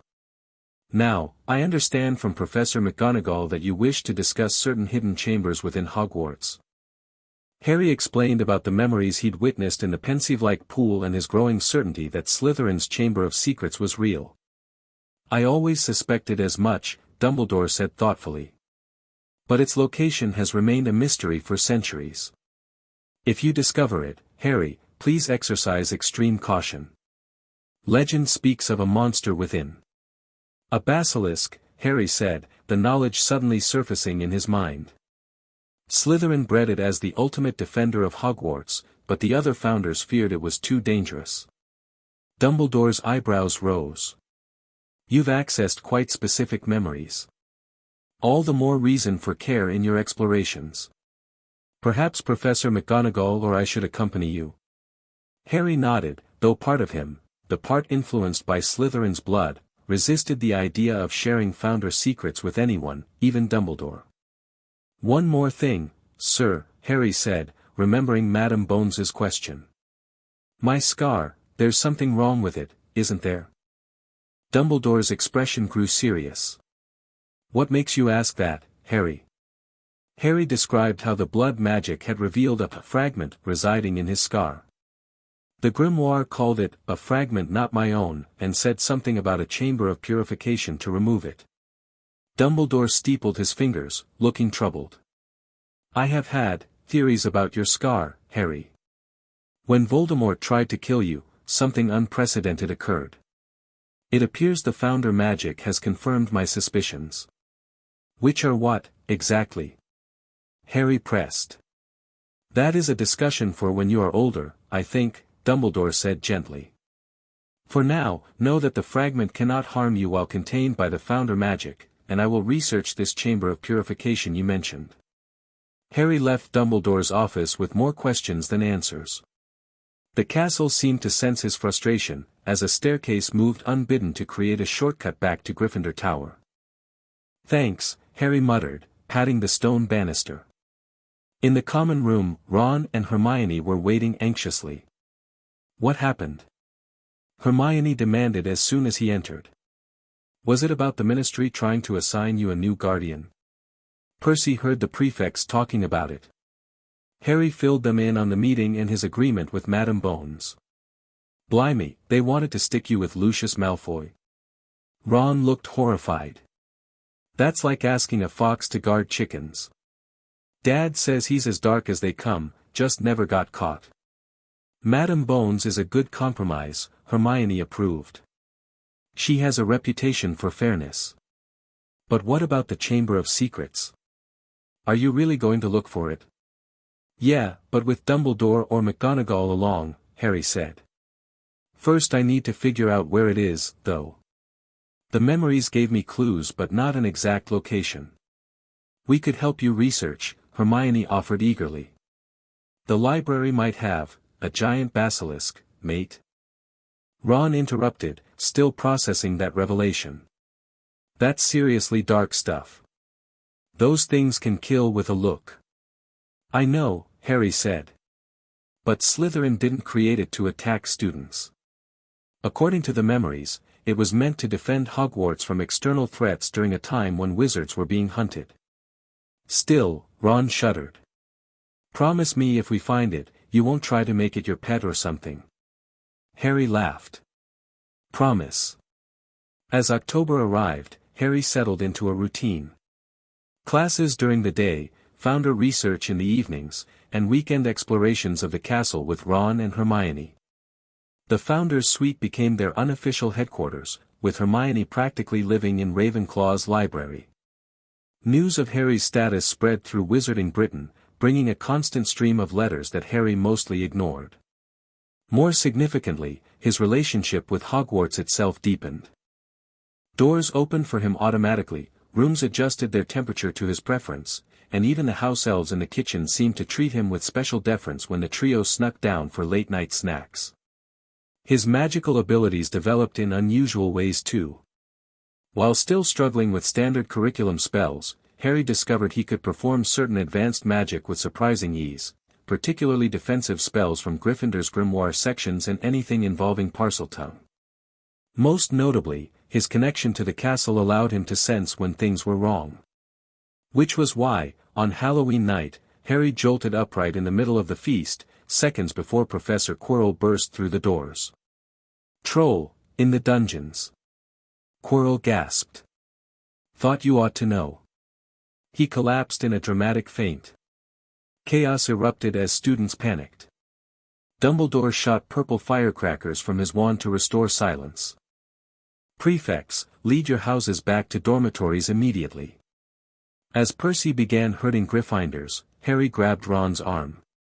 Hermione doesn't know about the troll. Where is she? Ron asked, suddenly concerned. Moaning Myrtle's bathroom. She went there after Charms when that Ravenclaw girl made fun of her teeth. They slipped away from the Gryffindor group, heading toward the girls' bathroom. As they rounded a corner, Harry froze. Do you smell that? The foul stench of unwashed troll filled the corridor. Worse, it was coming from ahead of them, the same direction as the bathroom. It's not in the dungeons, Ron whispered. It's heading for, a terrified scream cut through the air. Hermione, they shouted together, running toward the sound. The bathroom door was shattered, and inside they found Hermione shrinking against the wall as a 12-foot mountain troll advanced on her, its granite-gray skin glistening in the bathroom light. Distract it. Harry yelled, grabbing a tap and hurling it against the wall. The troll turned, confused by the noise. Ron threw a metal pipe, hitting its shoulder. It roared in anger, swinging its club wildly. "Hermione, run!" Harry shouted, but she was frozen in terror. The troll charged at Ron, who barely dodged its club. Harry felt a surge of magic, his ring burning hot against his finger, and suddenly he knew what to do. "Hey, ugly," he called, drawing the troll's attention. As it turned, Harry raised his hand, the Founder's ring glowing brightly. Words in a language he didn't consciously know tumbled from his lips, Gryffindor's battle command. Protego Maxima. A shimmering gold shield erupted between the troll and his friends. The troll smashed its club against it, but the shield held firm. Harry felt the impact drain his magic but held steady. "Ron, get Hermione out. I can't hold this forever." Ron darted forward to grab Hermione, but the troll roared in frustration and smashed its club down again, this time with enough force to crack Harry's shield. The magical backlash knocked Harry off his feet. The troll advanced, raising its club for a killing blow. Harry scrambled backward, his mind racing for a solution. The ring pulsed again, and this time Slytherin's knowledge surfaced. "Serpensortia Maxima," he hissed in Parseltongue. Instead of a single snake, a writhing mass of serpents erupted from his wand, far more powerful than the standard spell. The snakes twisted together, growing and merging into a massive constrictor that wrapped itself around the troll's legs. The troll staggered, off balance and distracted by the magical snakes. "Wingardium Leviosa." Ron's voice called out, his spell hitting the troll's club and lifting it high into the air. With perfect timing, he released the charm, sending the club crashing down onto the troll's head with a sickening crack. The troll swayed, then collapsed with a thud that shook the entire bathroom. Harry's conjured snake dissolved into mist. For a moment, all three of them just stared in disbelief. "Is it dead?" Hermione whispered, finally finding her voice. "I don't think so," Harry said, poking it cautiously with his foot. "Just knocked out." "Harry, how did you?" Ron began, but was interrupted by the arrival of Professors McGonagall, Snape, and Quirrell. "Explain yourselves, all of you," McGonagall demanded, her lips white with fury. Hermione stepped forward. "It's my fault, Professor. I went looking for the troll because I thought I could handle it. If Harry and Ron hadn't found me, I'd probably be dead." Harry and Ron stared in shock at Hermione's lie. "Miss Granger, that was extremely foolish," McGonagall said severely. 5 points from Gryffindor for your serious lack of judgment." She turned to the boys. "As for you two, well, not many first-years could take on a fully grown mountain troll and live to tell the tale. 5 points, to each of you, for sheer dumb luck." As they were dismissed, Harry noticed Snape's robes were torn and bloody around one leg, which he quickly covered when he saw Harry looking. Even more curious was Quirrell's reaction. The allegedly terrified professor was examining the unconscious troll with calculating eyes that held no fear at all. On their way back to Gryffindor Tower, Harry pulled his friends into an empty classroom. "The troll was a diversion," he said quietly. "I think someone let it in on purpose." "Why would anyone do that?" Ron asked. "To get past the three-headed dog on the 3rd floor," Harry replied, the pieces clicking together in his mind. "I overheard Snape telling Filch something was guarding the stone, whatever that is." "How do you know about a three-headed dog?" Hermione demanded. "Founder memories," Harry explained. "Apparently Hufflepuff had a thing for magical creatures. I've been getting flashes of knowledge about the castle's defenses." "But why would Snape?" Ron began. "I don't think it was Snape," Harry interrupted. "Did you see Quirrell back there?" "No stuttering, no fear, just calculation." "But he's terrified of his own shadow," Ron protested. "I don't think he is," Harry said slowly. "I think that's an act. And my scar hurts whenever he's around, especially when his back is to me." Before they could discuss further, a house elf appeared with a soft pop. "Master Founder's heir," the elf squeaked, bowing low. "Hogwarts sends warning. Dark magic detected near forbidden corridor. Castle defenses activating." Harry straightened. "Thank you. Tell Hogwarts I'm on my way." "Harry, no." Hermione protested as the elf disappeared. "We should get Dumbledore." "He's not here," Harry said, suddenly certain. "I can feel it, the castle knows he's gone." "Then McGonagall or another teacher," Ron urged. "There's no time," Harry insisted. "Whatever's happening, it's happening now. You two get McGonagall, I'll check the third floor." Before they could stop him, Harry slipped out of the classroom. The ring guided him through shortcuts he'd never used before, the castle itself clearing his path. He reached the third-floor corridor in minutes, approaching the forbidden door cautiously. It was already ajar, and soft music drifted from within. Harry peered inside to see the three-headed dog fast asleep beside an open trapdoor. A golden harp played itself in the corner. "Someone's already gone through," he whispered. The harp's music faltered, and the massive dog stirred. Harry quickly withdrew, his mind racing. He needed to follow whoever had gone through, Quirrell, he was certain, but facing a Cerberus wasn't in his plans. The Founder's ring warmed, and a snatch of Hufflepuff's memory surfaced. Beasts respond to those who understand their nature. Music soothes the guardian, but true mastery comes from respect. Harry took a deep breath and pushed the door fully open. The Cerberus was awake now, all three heads growling as the harp had stopped entirely. "Hey there, big guy," Harry said, holding out his ring hand. "I'm not here to hurt you. I'm the Founder's heir, and I need to pass." The dog paused, sniffing the air. The ring glowed with Hufflepuff's amber light, and Harry felt knowledge flow through him, how to approach, where to stand, what to project. He moved slowly forward, hand extended, exuding calm confidence. The center head lowered, sniffing his hand. Then, to Harry's amazement, all three heads bowed, allowing him passage to the trapdoor. "Thank you," Harry said, patting the nearest muzzle. "Stay alert. Someone dangerous may try to come back this way." The Cerberus gave a soft whine of understanding, and Harry lowered himself through the trapdoor, dropping into darkness. He landed on something soft, a plant that immediately began to wrap tendrils around him.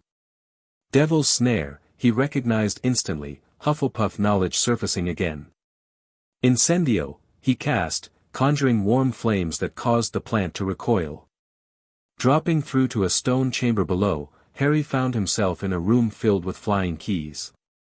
The door ahead was locked, and a broomstick hovered in the center of the room.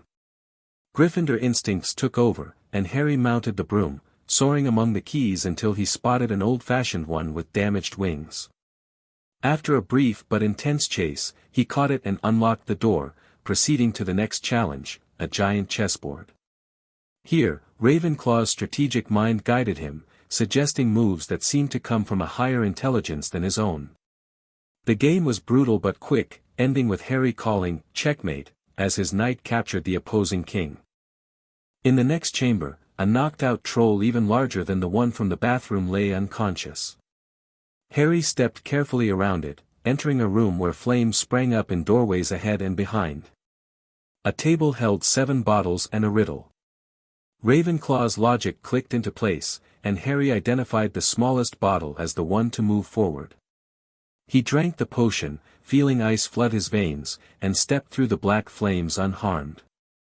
In the final chamber, Harry found exactly who he expected, Professor Quirrell, standing before a magnificent mirror. "I wondered if you'd follow, Potter," Quirrell said, his voice clear and cold with no trace of a stutter. "The Founder's heir, drawn to protect what's hidden here." "The Philosopher's Stone," Harry said, knowledge from his ring confirming what he'd begun to suspect. "You're trying to steal it for Voldemort." Quirrell smiled unpleasantly. "Not for him, boy. With him. My master is always with me, wherever I go." He turned and began unwrapping his turban. Harry's scar exploded with pain as the turban fell away, revealing a terrible face protruding from the back of Quirrell's head, chalk-white with glaring red eyes and slits for nostrils, like a snake. "Harry Potter." The face whispered. "See what I've become. Mere shadow and vapor, forced to share another's body. But with the elixir of life from the stone, I can create a body of my own." "Voldemort," Harry gasped, fighting through the pain in his scar. "Yes," the face hissed. "Now, be useful for once, Potter. Come here and look in the mirror. Tell me what you see." Harry stood his ground. "You killed my parents. They died because they stood in my way," Voldemort replied dismissively. "Your mother need not have died at all. She was trying to protect you. Now, give me the stone, or her sacrifice will have been in vain." "I don't have the stone," Harry said truthfully. "Look in the mirror, Potter. Now." Quirrell grabbed Harry's arm, dragging him before the mirror of Eriste. The moment Quirrell touched him, twin reactions occurred. Harry's scar felt like it might split open, and Quirrell recoiled with a howl of pain, his fingers blistering where they had touched Harry's skin. "What magic is this?" Quirrell gasped, staring at his burned hand. "Founder's protection," Harry realized, feeling his ring pulse with power. "You can't touch me." "Seize him!" Voldemort shrieked. Quirrell lunged, tackling Harry to the ground. Searing agony ripped through Harry's head, but Quirrell was suffering worse, his hands and arms blistering and cracking where they contacted Harry's skin. The Founder's ring blazed with light, and instinctively, Harry pressed his hands against Quirrell's face. "Arg!" Quirrell rolled away, his face smoking and raw. Voldemort's screams mingled with his, creating an unholy chorus. Harry staggered to his feet, his vision swimming with pain. The ring seemed to be pulling him, directing him, toward the mirror. He looked into its depths and saw not his parents this time, but himself standing tall, the Founder's spirits visible behind him. Mirror Harry smiled, held up a blood-red stone, then dropped it into his pocket. With a shock, Harry felt the real stone drop into his actual pocket. "He has it!" Voldemort screamed. "Kill him! Kill him!" Quirrell raised his wand, his face a mask of charred flesh and rage. "Avada, Protego Maximus!" Harry shouted, drawing on all four Founders' power simultaneously. A shield unlike any he'd ever produced erupted around him, not just golden like before, but swirling with all four house colors. Quirrell's killing curse rebounded off it, striking him squarely in the chest. For an instant, time seemed to freeze. Then Quirrell's body crumbled to ash, and a dark, screaming vapor rose from the remains. The spirit form of Voldemort howled in fury, diving straight at Harry. It passed through him, causing unimaginable pain, then fled through the walls and was gone. Harry collapsed, the stone still clutched in his pocket, his consciousness fading. The last thing he saw was the chamber door bursting open and Dumbledore rushing in, his face a mask of concern and amazement. "Well done, Harry," the headmaster's distant voice echoed. "Extraordinary, the Founders themselves couldn't have." Then darkness claimed him. Harry awoke in the hospital wing, sunlight streaming through tall windows. His body ached all over, but his mind felt clearer than it had in weeks. "Ah, you're awake." Dumbledore sat beside his bed, smiling gently. "The stone," Harry croaked, his throat dry. "Voldemort is gone, for now," Dumbledore assured him. "And the stone is destroyed, with Nicholas Flamel's blessing. It was too dangerous to keep." "How long have I been here?" 3 days. "Your friends have been quite concerned, they've barely left your side except when Madame Pomfrey forced them to eat and sleep." Harry nodded, grateful. "Sir, when I touched Quirrell, he couldn't stand it." "Why?" Dumbledore's eyes grew somber. "Your mother died to save you, Harry. That kind of sacrifice leaves a mark, a protection in your very skin. Voldemort, who knows nothing of love, cannot touch someone marked by something so good. But it wasn't just that, Harry said, fingering the Founder's ring. The ring, it amplified the protection somehow. Yes, I believe it did, Dumbledore agreed. The Founder's magic recognized Voldemort as a threat to Hogwarts itself. Their power, combined with your mother's protection, created a defense Voldemort never expected. Harry absorbed this, then asked the question that had been bothering him since the confrontation. Sir, Voldemort said my mother needn't have died. Why would he give her the choice? A shadow crossed Dumbledore's face. That, Harry, is a question for another time, when you're stronger.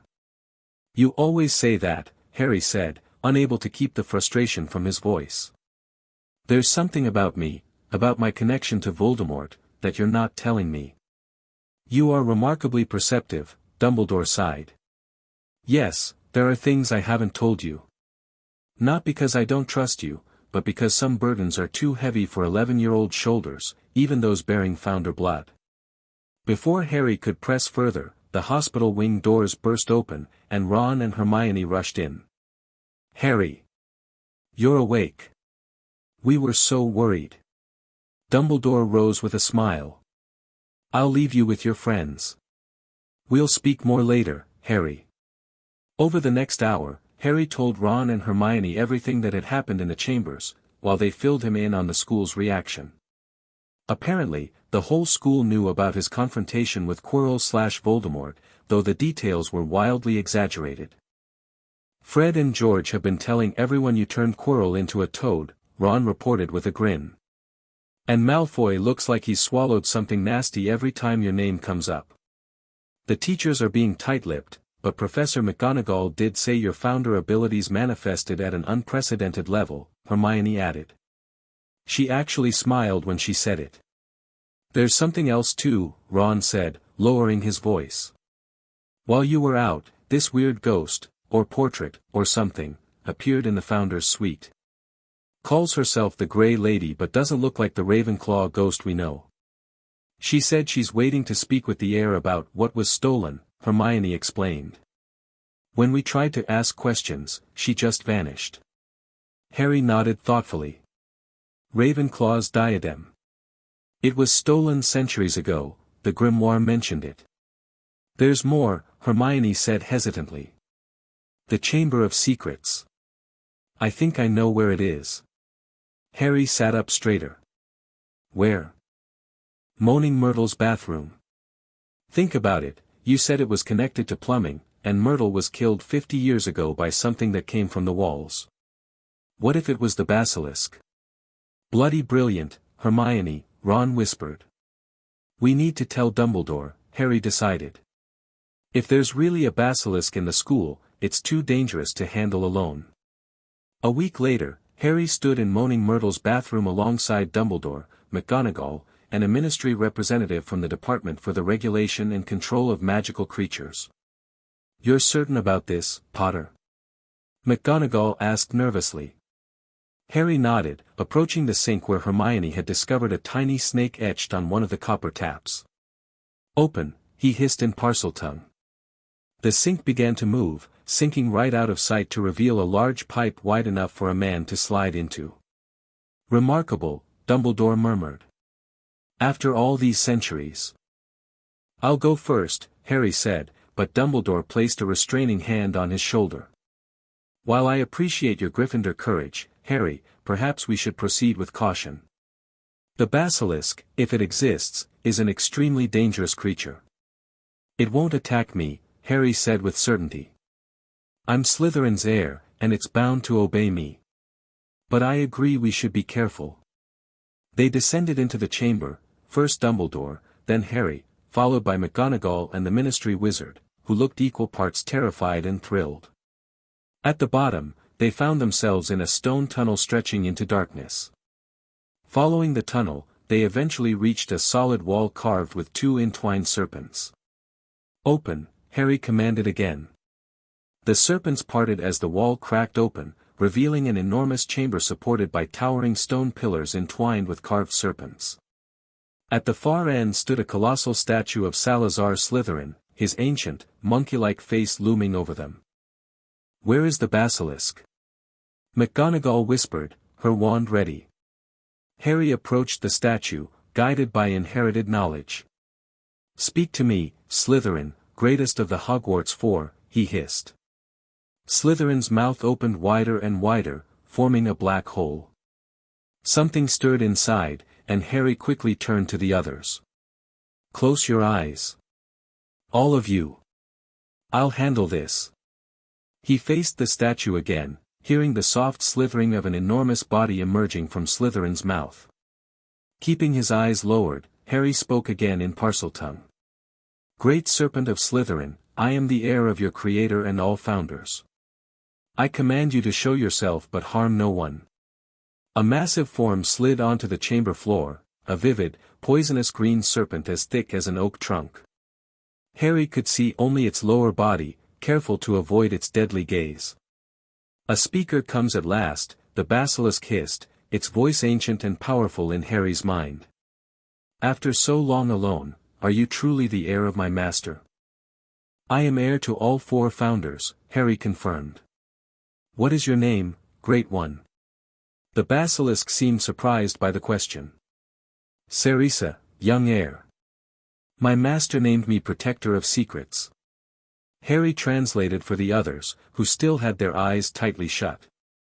"Ask it about its purpose," Dumbledore suggested. "Why Slytherin created it." Harry did so, and Cerisa's answer was illuminating. "I was bred to protect the school from those who would destroy magic. In that time, witch hunters sought to burn magical children, and my master feared Hogwarts would be discovered. I was to be the final defense, called forth only in greatest need. Not to attack Muggleborns?" Harry asked, surprised. "My master disliked those of non-magical birth, it is true, but he did not create me to hunt students. That came later, when another speaker commanded me against my purpose." "Tom Riddle," Dumbledore murmured when Harry translated. "He corrupted Slytherin's intention." After much discussion, an agreement was reached. The basilisk would remain in the chamber, but Dumbledore placed enchantments ensuring it could only be summoned with both Parseltongue commands and approval from the current headmaster, a double safeguard. As they prepared to leave, Harry approached the basilisk once more. "Cerisa, there's something else in this chamber, isn't there? Something Slytherin left for his heir." The basilisk's tongue flicked out. "Yes. Behind my resting place lies a study, my master's private sanctuary. Only his true heir can access it." With the others watching from a safe distance, Harry followed the basilisk to a concealed door behind Slytherin's statue. Inside, they discovered a treasure trove of knowledge, books, scrolls, and artifacts dating back to the founding of Hogwarts. "Magical historians will be ecstatic," McGonagall breathed, examining a shelf of ancient texts. "Indeed," Dumbledore agreed. "Though I suggest we catalogue everything carefully before removing any items. Some of Slytherin's knowledge may be problematic by modern standards." Harry was drawn to a pedestal at the center of the study, where a silver locket set with emeralds in the shape of an S rested. "Slytherin's locket," he murmured, reaching for it. "Harry, wait," Dumbledore began, but too late. As Harry's fingers closed around the locket, magic surged through him. Visions flashed before his eyes, Slytherin creating the locket, infusing it with protective spells, wearing it as he worked on increasingly complex magic. Then, centuries later, a young Tom Riddle discovering it, his expression hungry and calculating. Harry gasped, dropping the locket as if burned. Voldemort wanted this. He did something to it, or planned to. Dumbledore picked up the locket carefully, examining it with concern. "You're right, Harry. This bears traces of dark magic, though not yet fully realized. I believe Tom Riddle intended to use it for a terrible purpose but hadn't completed the process when it was lost to him. We should destroy it," Harry said firmly. "Perhaps," Dumbledore said. "Or perhaps, as its rightful heir, you might purify it instead. The chamber of purification you mentioned could serve that purpose." The discovery of the Chamber of Secrets and Slytherin's study caused a sensation in Wizarding Britain. The Ministry immediately established a research team, while magical historians clamored for access. Through it all, Harry found himself increasingly recognized not just as the boy who lived, but as a magical figure in his own right. Letters poured in from all corners of the wizarding world, offers of alliance, requests for interviews, and even marriage proposals from old pure-blood families seeking connection to founder bloodlines. Harry ignored most, focusing instead on the more pressing matter of his founder inheritance. With Dumbledore's guidance, he began systematically exploring the knowledge contained in the grimoire. Each founder's section unlocked new abilities: Gryffindor's combat and protective magic, Ravenclaw's mental disciplines and knowledge-gathering skills, Hufflepuff's healing and earth magic, and Slytherin's more subtle arts of parseltongue and magical manipulation. As the end of term approached, Harry, Ron, and Hermione gathered in the founder's suite to discuss their summer plans. "Mum and Dad wanted to go to France," Hermione said, "but I convinced them to stay in Britain so I can visit you both." "You're both welcome at the Burrow anytime," Ron added. "Mum's already planning meals to fatten Harry up," her words. Harry smiled, grateful for his friends, but his mind was elsewhere. "I think I need to visit the founder properties. Especially Hufflepuff's Grange, that's where the Chamber of Purification is supposed to be." "For your scar?" Hermione asked quietly. Harry nodded. He'd finally told them about the fragment after his confrontation with Voldemort made its significance impossible to ignore. "Dumbledore thinks it might be connected to how I survived the killing curse, and maybe why Voldemort can't die properly." Ron shuddered. "Creepy. But if anyone can figure it out, it's you three, you, Hermione, and Dumbledore." "4," Harry corrected with a smile. "Don't sell yourself short, Ron. We couldn't have done any of this without you." As they packed for the journey home, Harry reflected on how dramatically his life had changed since that first night under the Sorting Hat. He was no longer just an unwanted orphan or even merely the boy who lived. He was the founder's heir, with all the responsibility and power that entailed. "Ready to go, Harry?" Ron called from the dormitory doorway. Harry slipped the founder's ring back onto his finger, feeling its comforting warmth. "Ready," he confirmed, stepping into whatever adventure waited next. On the Hogwarts Express heading south, their compartment door slid open to reveal Draco Malfoy, flanked as usual by Crabbe and Goyle. "Potter," Malfoy said, his usual sneer tempered with something like caution. "I heard you'll be staying at one of your properties this summer." "News travels fast," Harry replied neutrally. "My father says the old bloodlines should stick together," Malfoy continued. "His offer of guidance still stands." "I appreciate that," Harry said diplomatically, "but I've got all the guidance I need for now." Malfoy lingered, clearly wanting to say more but unwilling to push. "Just remember, Potter, some wizarding families are better allies than others. You wouldn't want to end up like your parents." Ron started to rise angrily, but Harry placed a restraining hand on his arm. "My parents died heroes, Malfoy," he said calmly. "And as for allies, I choose mine based on character, not bloodlines. Speaking of which, you might want to reconsider yours." His gaze flicked meaningfully to Crabbe and Goyle. Malfoy flushed but withdrew without further comment. "That was brilliant, Harry," Hermione said after they'd gone. "Very diplomatic." "Slytherin's subtlety with Gryffindor directness," Harry grinned. "I'm learning." As the countryside flew by outside their window, Harry felt a strange mix of emotions. Part of him dreaded leaving Hogwarts, which had become more home to him than ever. Yet another part thrilled at the prospect of exploring his inheritance further. "Do you think you'll find the other founder artifacts?" Ron asked, unwrapping a chocolate frog. "Gryffindor's sword, Ravenclaw's diadem, and all that?" "I hope so," Harry said. They weren't just powerful magical objects, they were pieces of the founders themselves, created to help their heir when the time came. "And you think that time is now? Because of Voldemort?" Hermione asked quietly. Harry nodded, his expression serious. He'll be back. What happened with Quirrell was just his first attempt. The founders knew something like this would happen eventually, why else prepare for an heir to unite their bloodlines? Well, he'd better think twice now, Ron declared confidently. Heir of all four founders versus Noseless Wonder. No contest. Harry smiled at Ron's support but knew the reality would be far more complicated. Voldemort had decades of dark magical knowledge and no moral restraints. Harry had founder blood but was still learning to use its power. As the train approached London, Harry made a decision. I'm going to claim Hufflepuff's Grange first, he announced. Find the Chamber of Purification and deal with whatever's in my scar. Then Ravenclaw's tower to research Voldemort's weaknesses. Gryffindor's keep for combat training. And finally, Slytherin's Isle to understand the darker magic we might face. Ambitious summer plans, Hermione noted with approval. And where do we fit in? Ron asked. Harry grinned. I was hoping you'd both join me. If you want. These places belong to the heir, but I'm pretty sure that includes inviting friends.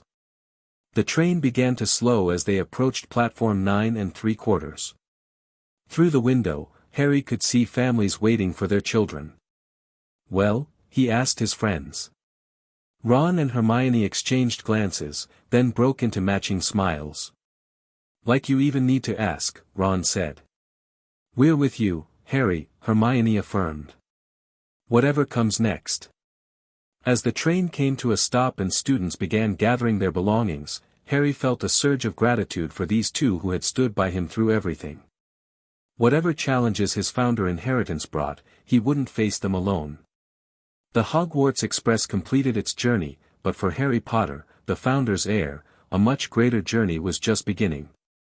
Chapter 3, The Awakening Power. Harry stepped off the Hogwarts Express onto platform 9 3/4, his trunk in one hand and Hedwig's cage in the other. The Dursleys wouldn't be happy to see him, especially since he'd written ahead to explain he'd only be staying 2 weeks before heading to a friend's house for the remainder of summer.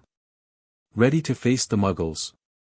Ron asked, clapping him on the shoulder. As ready as I'll ever be, Harry replied. At least I've got an exit strategy this time. They'd worked it all out on the train. After 2 obligatory weeks at Privet Drive to maintain the blood protection, Dumbledore had been insistent about that. Harry would travel to Hufflepuff's Grange. Hermione would join him there, and Ron would follow once his family returned from visiting Bill in Egypt. Remember, if those Muggles give you any trouble, Fred began, appearing at Harry's side. Just mention you've got magical friends waiting to hear from you, George finished, materializing on his other side. And that you're the heir to magical bloodlines older than dirt, Fred added. With powers beyond mortal comprehension, George intoned dramatically. Harry grinned. I think that might actually make things worse, but thanks. After saying their goodbyes, Harry pushed his trolley through the barrier and spotted Uncle Vernon waiting impatiently, his face already purple with suppressed anger. Took you long enough, boy, Vernon growled. I haven't got all day. Harry followed him to the car, mentally counting down the days until freedom. 14 days. Just 14 days, and then he'd never have to return to Privet Drive again if the founder properties were habitable. So, I won't have you making up stories. It's not a story, Harry interrupted, holding up his hand to show the founder ring. See? Changes colors and everything. Pretty cool, right? Vernon looked like he might have a stroke. Put that away, he hissed, swerving slightly.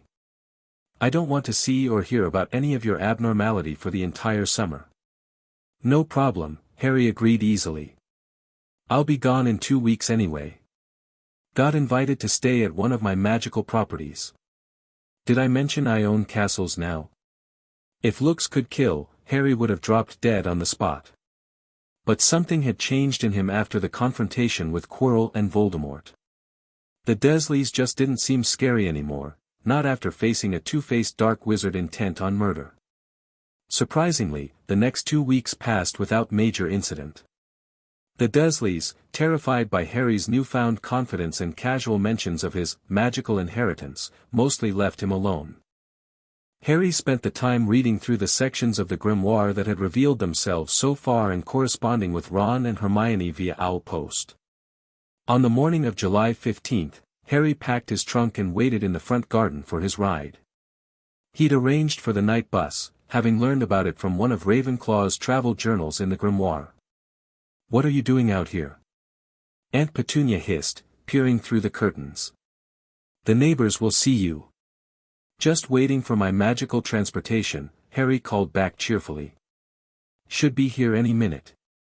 Makes quite an entrance, from what I've read." Petunia disappeared from the window with a strangled noise of horror. Right on cue, a violently purple triple-decker bus materialized with a bang at the curb, causing Mrs. Number 7 to drop her watering can next door. "Welcome to the night bus, emergency transport for the stranded witch or wizard," announced a pimply-faced conductor in a purple uniform. "Just stick out your wand hand, step on board, and we can take you anywhere you want to go. My name is Stan Shunpike, and I will be your conductor this morn." Stan's eyes widened as he spotted Harry's scar. "Blimey! You're Harry Potter." "Yep," Harry confirmed, hauling his trunk toward the bus. "I need to go to Hufflepuff's Grange in Wales, please." Stan's jaw dropped further. "Hufflepuff's, but that's one of them unplottable founder properties. We can't take you somewhere that ain't on no map." Harry held up his hand, showing the founder ring. "I'm the heir. The ring will guide you." Stan stared at the ring, then at Harry, then back at the ring. "Ern," he called to the driver. "Ern, you'll never believe this. It's Harry Potter, and he's the founder's heir. Read about it in the Prophet, but seein' it in person, blimey." After much excited fussing, during which Harry was pretty sure every resident of Privet Drive had peeked through their curtains, they stowed his trunk and set off with another tremendous bang. The journey was chaotic as the bus jumped from location to location across Britain, dropping off various witches and wizards. Harry clung to his seat, trying not to be sick as bed slid across the floor with each violent turn. "Next stop, somewhere in Wales," Stan announced finally. "Ern says the bus is being pulled somewhere magic. Must be that ring of yours working." With one final bang, the bus jolted to a stop at what appeared to be an empty field surrounded by rolling hills. Harry thanked Stan, tipped him generously, and stepped off with his belongings. As the night bus disappeared, Harry stood alone in the seemingly empty field, wondering if he'd made a mistake. Then he remembered the grimoire's instructions and held up his ring. "I, Harry James Potter, heir of Helga Hufflepuff, request entry to Hufflepuff's Grange," he said clearly. The air shimmered, and suddenly, the empty field transformed. Before him stood a sprawling stone manor house, honey-colored and covered in flowering vines. Gardens spread in all directions, filled with plants Harry recognized from herbology and many more he didn't. The entire property radiated warmth and welcome. "Wow," Harry breathed, approaching the ornate front door, which bore Hufflepuff's badger crest. Before he could knock, the door swung open to reveal a house elf wearing a neat tea towel emblazoned with Hufflepuff's crest. "Master Heir has come at last," the elf squeaked, bowing low. "Tippy is waiting centuries for the true heir. Hufflepuff's Grange welcomes you home." "Heir, thank you, Tippy," Harry said, surprised. "You've been here alone all this time?" "Not alone, Master Heir. The garden elves and kitchen elves and cleaning elves, we all maintain the Grange for when Heir returns. 27 house elves keeping everything perfect." Harry followed Tippy into a welcoming entrance hall with honey-colored stone walls and hanging plants that seemed to turn toward him as he passed. Magical portraits of witches and wizards, all wearing something yellow, waved cheerfully from the walls. "The house has prepared the heir's suite," Tippy announced, leading Harry up a grand staircase. "And Mistress Hermione's letter arrived yesterday saying she comes tomorrow. Tippy has prepared the loyalty guest suite for her." Harry was surprised the elf knew about Hermione but figured the house must have magic to detect such things. The Heir's suite turned out to be a spacious set of rooms including a bedroom with a four-poster bed draped in Hufflepuff yellow, a private bathroom with a tub the size of a small swimming pool, a study filled with plants and books, and a sitting room with comfortable-looking armchairs. "This is amazing," Harry told Tippy sincerely. "Thank you for keeping everything so perfect." Tippy beamed with pride. "Master Heir is too kind. Now, Tippy will bring lunch to the garden terrace in 1 hour. Master should explore." Left alone, Harry unpacked his few belongings, then opened the grimoire, which had begun glowing softly since entering the Grange. New pages had revealed themselves, detailed information about Hufflepuff's property and its special chambers. According to the book, the Chamber of Purification lay beneath the central garden, accessible only via a specific sequence of plants touched in the correct order. The chamber contained a magical spring with healing and purifying properties, capable of drawing out foreign magical influences. "Foreign magical influences like whatever's in my scar," Harry murmured. That afternoon, after a delicious lunch on a sun-dappled terrace, Harry explored the extensive gardens. They seemed to respond to his presence, flowers turning toward him, branches bending to offer ripe fruit as he passed. In the central garden, he found what he was looking for, a circular arrangement of specific plants mentioned in the grimoire, aconite, dittany, mandrake, and 7 others, surrounding a small stone fountain. Before he could investigate further, a house elf appeared with a soft pop. "Master Heir. Urgent letter from Hogwarts." Harry took the official-looking envelope with Dumbledore's seal.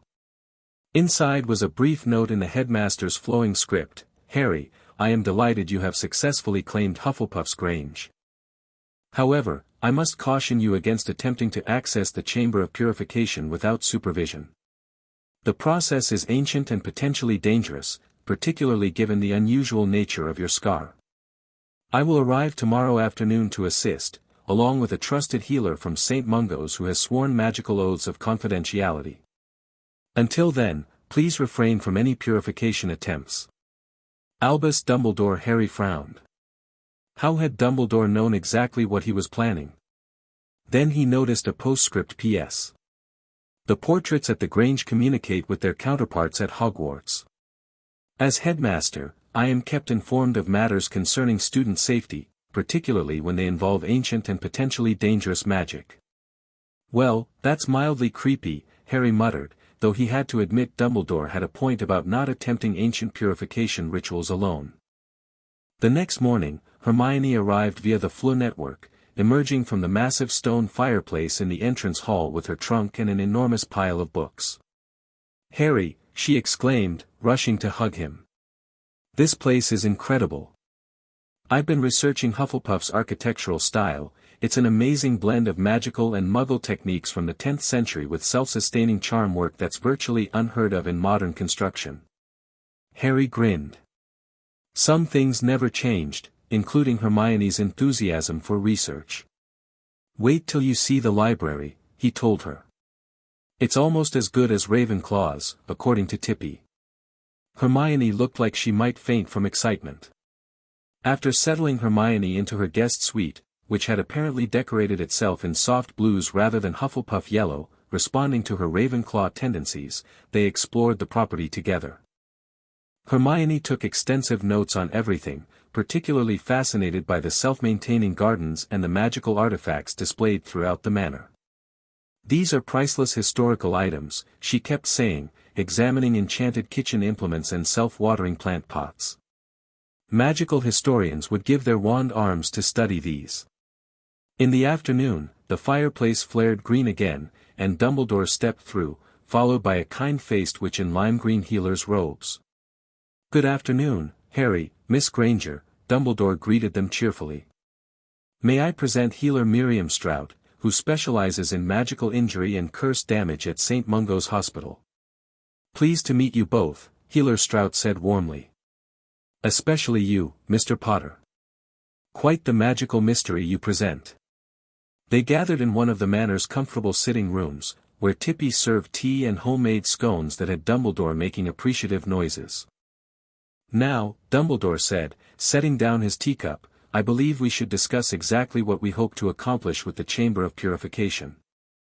Harry explained about the grimoire's warning regarding the fragment in his scar and its suggestion that the chamber could remove it. Based on your description of what occurred when you touched Professor Quirrell, Dumbledore said gravely, I believe the fragment may be connected to Voldemort himself, perhaps a piece of dark magic left behind when the killing curse rebounded. A piece of Voldemort is in my head? Harry asked, horrified. Not exactly, Healer Stroud interjected gently. More like an echo or magical residue. From what the headmaster has told me, it's contained by your founder magic but could potentially be used by you-know-who to track or influence you. Which is why removal would be beneficial, Dumbledore added. However, we must proceed with extreme caution. Ancient purification rituals can be unpredictable, especially when dark magic is involved. Harry nodded, touching his scar unconsciously. The grimoire said I needed to be stronger first. Maybe that's why it revealed this location to me after the confrontation with Quirrell, because I'm ready now. Perhaps, Dumbledore agreed. Your magical core has certainly developed remarkably this year, strengthened by both the founder connection and facing genuine danger. They spent the rest of the afternoon reviewing the purification ritual described in the grimoire. According to the text, Harry would need to immerse himself in the sacred spring within the chamber while Hufflepuff's cup, which Harry had retrieved from the vault, was used to pour the water over his scar. The ritual required the light of a full moon, which conveniently occurred that very night. The timing seems providential, Dumbledore remarked. As if the Grange itself has drawn you here at the proper moment. At midnight, they gathered in the central garden. Harry stood before the circular arrangement of magical plants, the founder ring glowing softly on his finger.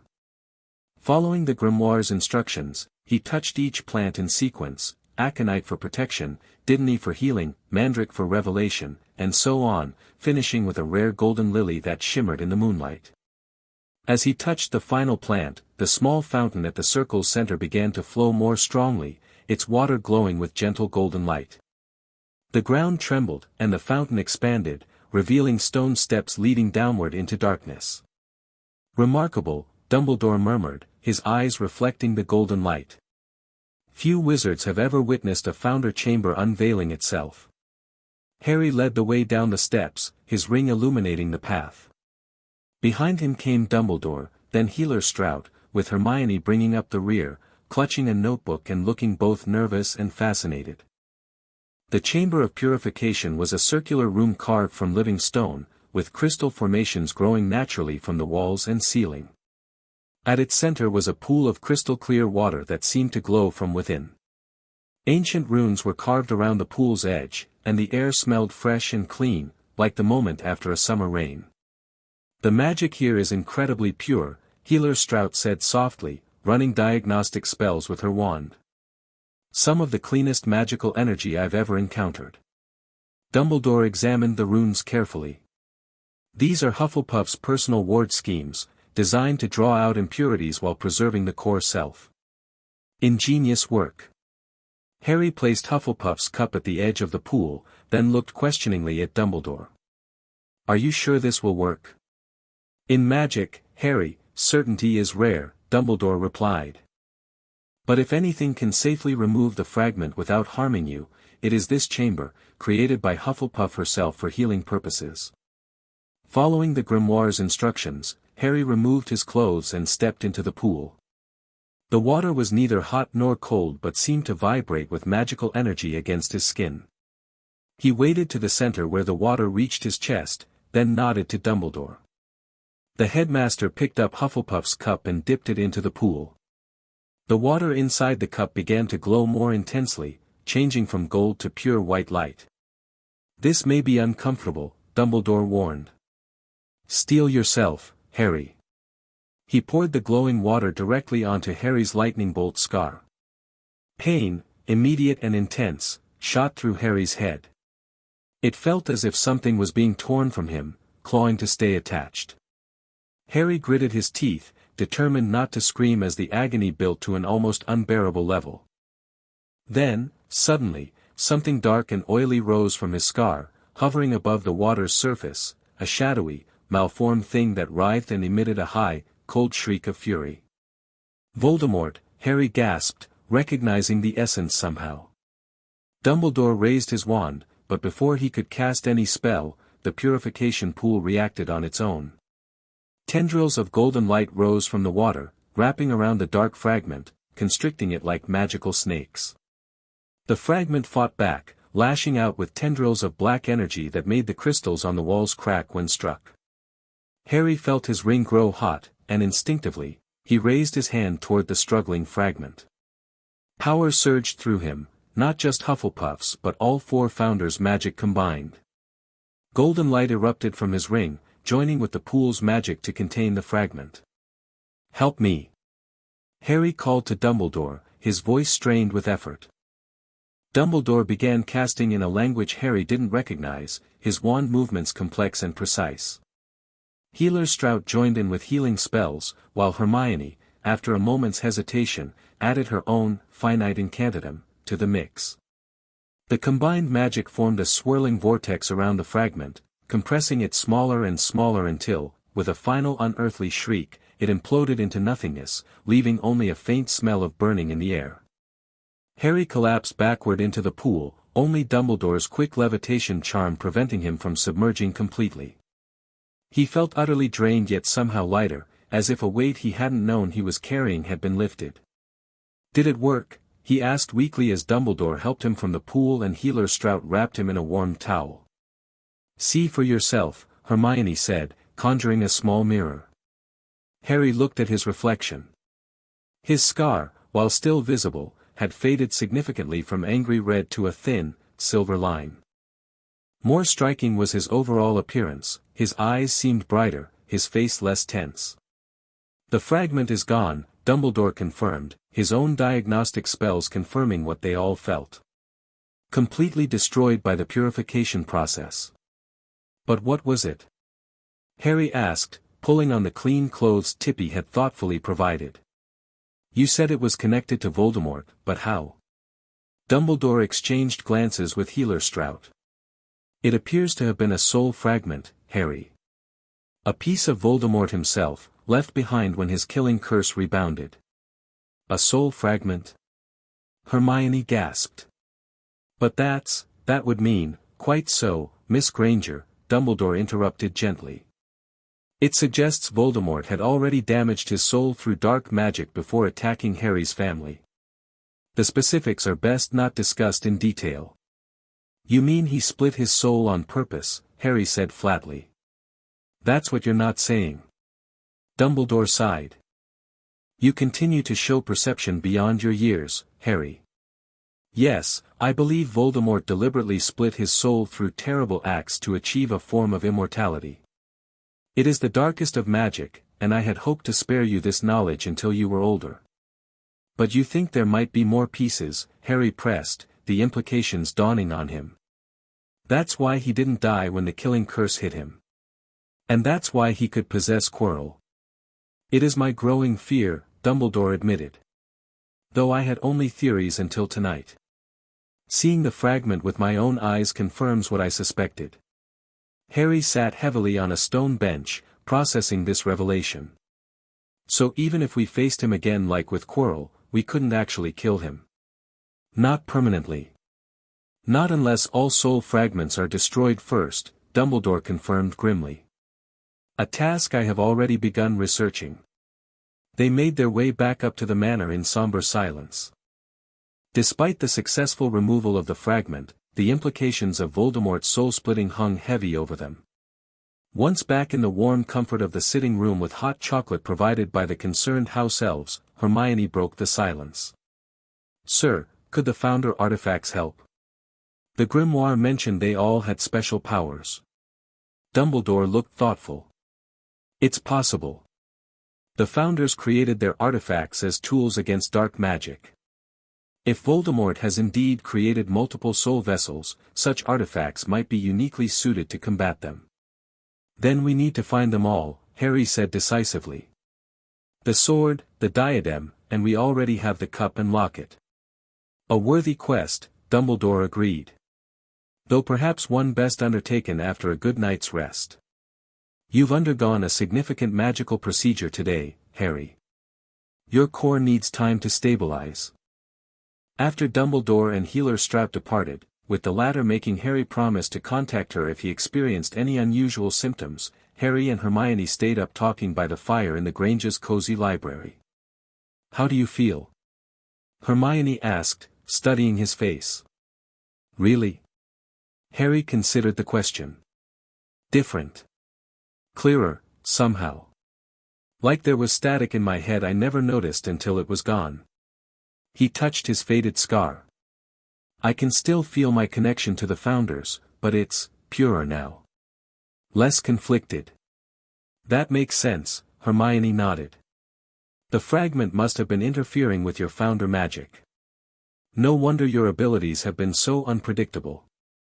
Harry yawned, suddenly exhausted. "I should get some sleep. Big day tomorrow if we're starting the artifact hunt." But the hunt would have to wait. The next morning, Harry woke to find 3 official owls waiting by his bedroom window. The first carried a letter from Madame Bones, informing him that the Hogwarts Board of Governors had called an emergency meeting to discuss his unusual status and requesting his presence. The second was from Gringotts, reporting unusual activity around the Founder vaults and suggesting a security review. The third, most worryingly, was from the Daily Prophet, containing an early edition of the next day's paper with the glaring headline, "Boy WHO lived, dangerous and uncontrolled." Special report by Rita Skeeter. The article was a masterpiece of insinuation, suggesting that Harry's Founder powers were developing chaotically and posed a potential threat to those around him.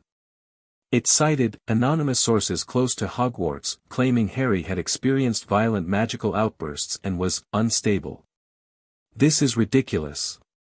Hermione fumed when Harry showed her the paper over breakfast. "Who would spread these lies?" "3 guesses," Harry said grimly. "And the first 2 don't count." "Malfoy," Hermione nodded. "But why now?" "The board meeting," Harry realized. "They're trying to build a case that I need proper guidance, before they try to assign me a guardian. Probably Lucius Malfoy himself." Harry's suspicions were confirmed when, 2 days later, he arrived at Hogwarts for the board meeting to find Lucius Malfoy holding court in the antechamber outside the Great Hall. Beside him stood Cornelius Fudge, looking nervous but important in his pinstriped cloak and lime-green bowler hat. "Ah, Mr. Potter," Malfoy drawled as Harry approached, Dumbledore at his side. "How good of you to join us. We were just discussing your situation." "My situation seems fine to me, Mr. Malfoy," Harry replied coolly. "But I appreciate your concern." Fudge cleared his throat. "Now, Harry, you must understand our position. A child with your level of magical power needs proper supervision. The reports we've received about magical outbursts are greatly exaggerated," Dumbledore interjected smoothly. "Or perhaps entirely fabricated. Nevertheless," Malfoy continued, "the board feels that the current arrangement, with a building as guardian, is unsatisfactory. We've taken the liberty of drawing up papers for a proper magical guardianship. As a respected member of Wizarding Society with ministry connections, I have volunteered." "That won't be necessary," Harry interrupted, drawing himself up to his full, if unimpressive, height. "As the Founder's heir, I've already undergone the traditional stabilization ritual at Hufflepuff's Grange. My magic is fully under control." This was stretching the truth. The purification ritual hadn't been specifically for stabilizing magic, but Harry delivered the statement with such confidence that several board members nearby looked impressed. Malfoy's smile tightened. "A ritual performed without ministry oversight or board approval. How convenient." "Actually," came a new voice, "the ritual was overseen by a licensed St. Mungo's healer, who has filed the appropriate documentation with my department." Amelia Bones approached, her monocle glinting in the torchlight. Behind her stood Healer Strout, who smiled encouragingly at Harry. "Madam Bones," Malfoy said stiffly. "This is a board matter, involving a minor's magical health and legal status, which falls under DMLE jurisdiction when contested," she countered smoothly. I have reviewed Healer Strout's reports and find no evidence of magical instability. Quite the contrary, Mr. Potter's magical core shows remarkable integration of the founder bloodlines. Fudge looked between Malfoy and Bones uncertainly. Well, if the DMLE is satisfied, the board has concerns beyond mere magical stability, Malfoy insisted. Property management, political representation, educational oversight, all addressed in the founder's decree, Harry said, surprising everyone with his knowledge. Which specifically states that the recognized heir manages their own affairs with the castle's guidance until coming of age. Hermione had helped him research wizarding law extensively over the past few days, anticipating exactly this challenge. The boy has clearly been coached, Malfoy sneered. The boy, Harry replied evenly, has access to the founder's personal libraries and legal documents.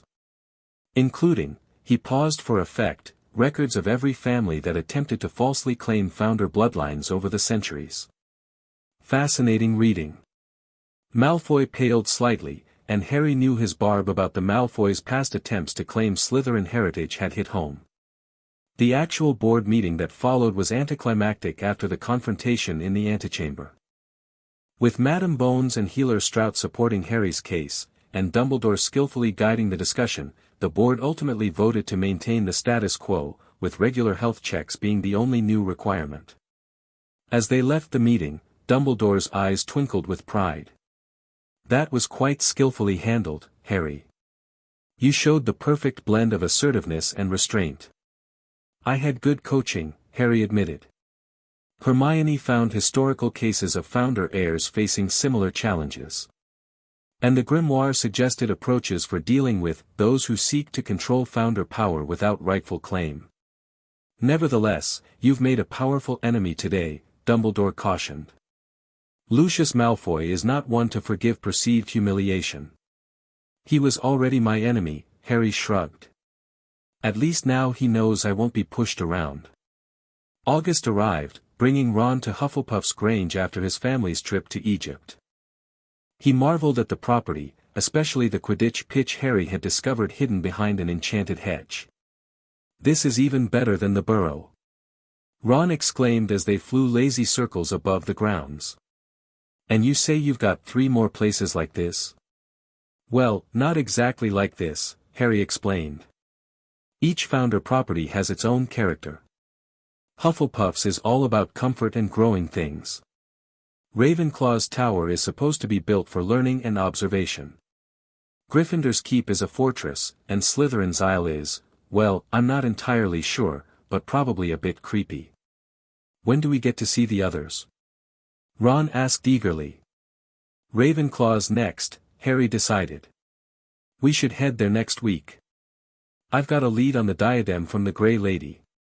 After his magical cleansing, Harry had found it easier to communicate with Hogwarts ghosts, particularly the Grey Lady, who had finally admitted to being Rowena Ravenclaw's daughter.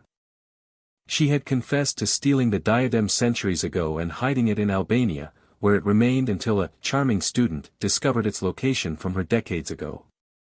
That student was Tom Riddle, Harry explained to Ron as they landed. Voldemort. I'm sure of it. Which means he may have turned the diadem into another soul container. Blimey, Ron muttered. So we need to find it and destroy it? How do we even do that? That's why we need Ravenclaw's tower, Harry said. It's supposed to contain her personal research, including ways to cleanse corrupted artifacts. And if that doesn't work, the grimoire mentioned that Gryffindor's sword can destroy almost anything dark. The remaining weeks of summer passed in a whirlwind of activity. The trio visited Ravenclaw's tower on the Devon coast, a slender spire of blue-gray stone with magnificent views and the most comprehensive magical library outside of Hogwarts. There, they discovered Rowena's notes on magical cleansing rituals, including one specifically designed for items tainted by soul magic.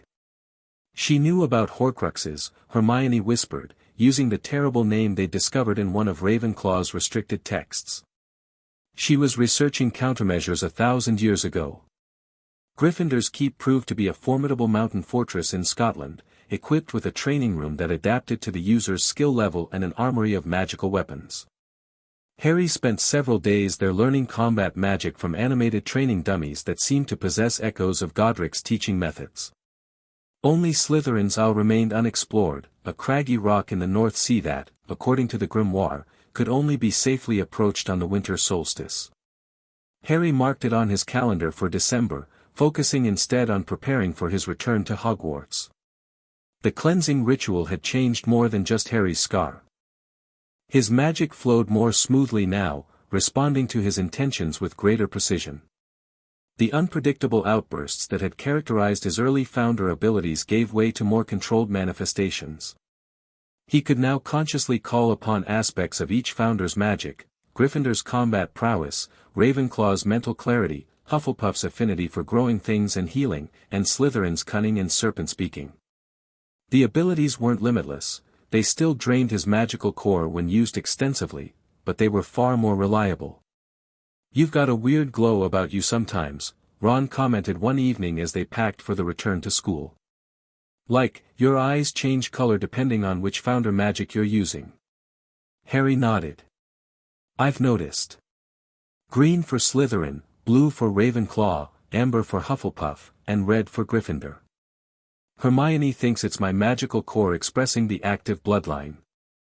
On September 1st, the trio took a portkey directly to platform 9 3/4, arranged by Madame Bones to avoid the media circus that had developed around Harry. Rita Skeeter's articles had evolved from suggesting he was dangerous to portraying him as a magical prodigy and Hogwarts' rightful master, which was hardly better. On the train, they selected a compartment near the back, hoping for some privacy. They were joined by Neville Longbottom, who seemed both nervous and excited to see them. "Hi, Harry," he stammered. "Good summer." "It was interesting," Harry replied with a smile. "How about yours?" "Actually, really strange," Neville admitted. "My grandmother got this letter from Gringotts saying I might have Hufflepuff blood and should come for testing. Turns out I do. Not as strong as yours obviously, but enough that plants respond to me better now that I know about it." Harry exchanged glances with Ron and Hermione. This was unexpected but made sense. The founders would have had multiple descendants over the centuries, even if Harry was the only one with all 4 bloodlines. "That's brilliant, Neville," Harry said enthusiastically. "Have you noticed any changes in your magic?" Neville nodded eagerly.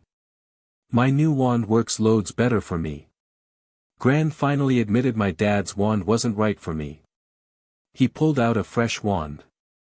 "Cherry and unicorn hair. And watch," he touched a small potted plant he'd brought, and it visibly perked up, growing several inches before their eyes. "Hufflepuff's green thumb," Hermione observed. "Just like Harry showed in herbology last year." "Yeah, but I'm not getting any of the other founder abilities," Neville clarified. "Just plants and earth magic. The goblins said that's how it usually works. Most heirs only get one founder's traits, and usually just one specific ability from that founder." This revelation led to a fascinating discussion about founder bloodlines.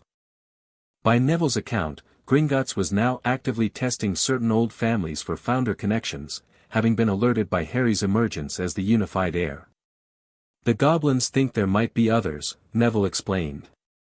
"Not unified heirs like you, but people with strong enough single bloodlines to claim specific founder talents." Harry considered this thoughtfully. If other students discovered founder connections, it could change the dynamic at Hogwarts significantly. Would they be allies? Rivals? Both?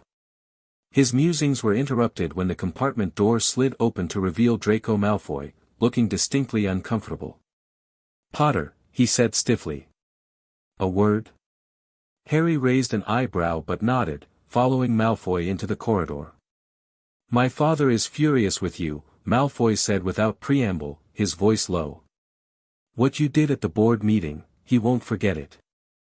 "I didn't expect him to," Harry replied. "Is that all you wanted to tell me?" "No." Malfoy glanced around to ensure they weren't overheard. "He's planning something for this year at Hogwarts. Something to do with the Chamber of Secrets, before you found it." I don't know details, but it involved an old diary and Weasley's sister somehow. Harry stared at him suspiciously. Why are you telling me this? Malfoy's pale face flushed slightly.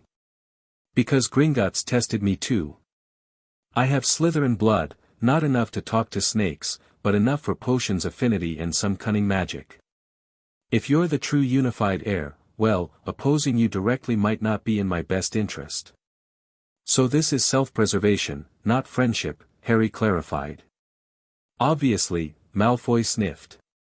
I still think you're on the wrong side with your blood traitor and mudblood friends, but, don't call her that, Harry interrupted, his eyes flashing Gryffindor red.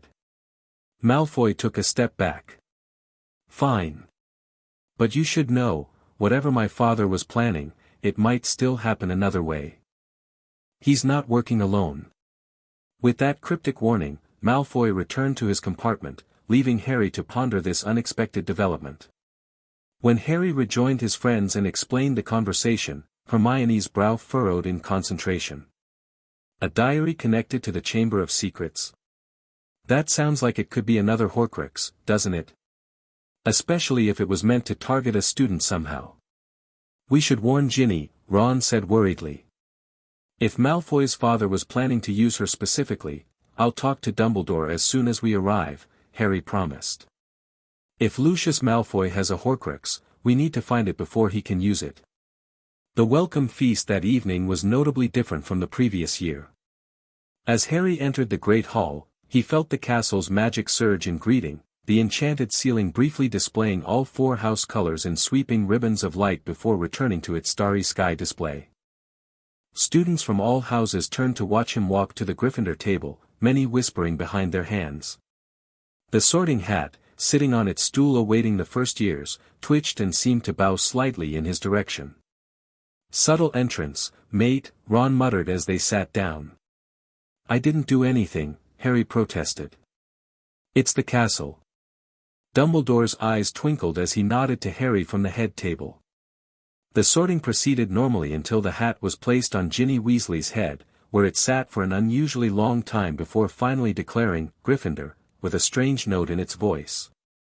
As Ginny joined them, looking flushed and confused, the hat called out again, the Founder's magic strengthens. The worthy find their gifts awakening. Murmurs spread through the hall. Dumbledore looked intrigued rather than concerned, rising to silence the whispers with raised hands. Welcome to another year at Hogwarts.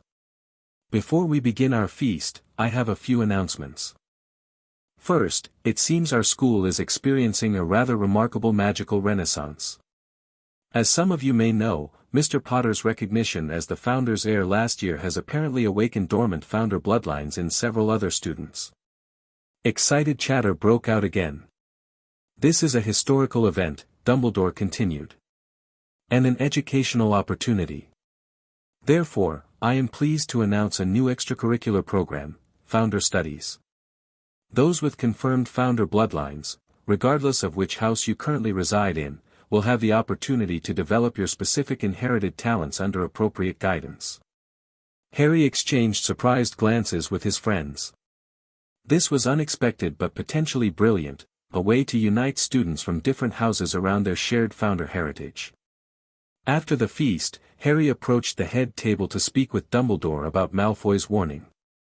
The headmaster listened gravely, then nodded. Thank you for bringing this to my attention, Harry. A diary connected to the chamber would indeed be concerning, particularly if Tom Riddle created it. I will make inquiries and increase security measures. Sir, what about this Founder Studies program? Harry asked. Will I be expected to participate? Only if you wish to, Dumbledore assured him. Though your insight would be valuable to others discovering their heritage. I had thought perhaps you might co-lead some sessions, sharing your experience without revealing sensitive information about your full abilities. Harry considered this. I could do that. It might help House Unity too.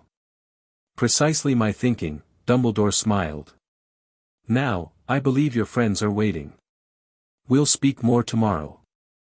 As Harry joined Ron and Hermione to head to Gryffindor Tower, he was intercepted by Professor McGonagall. Potter, a moment.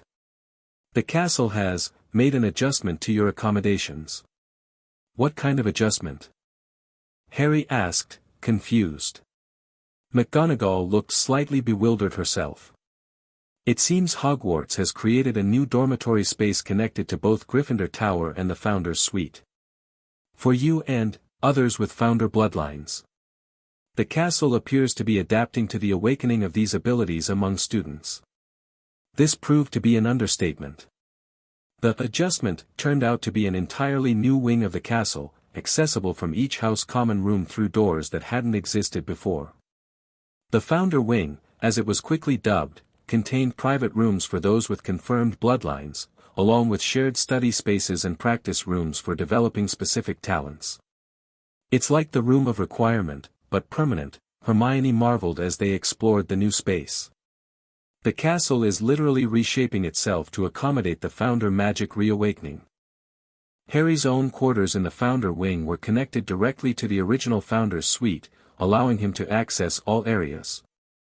His room somehow combined elements of all four houses without clashing: Gryffindor's warm tones, Ravenclaw's airy ceiling, Hufflepuff's comfortable furniture, and Slytherin's elegant details.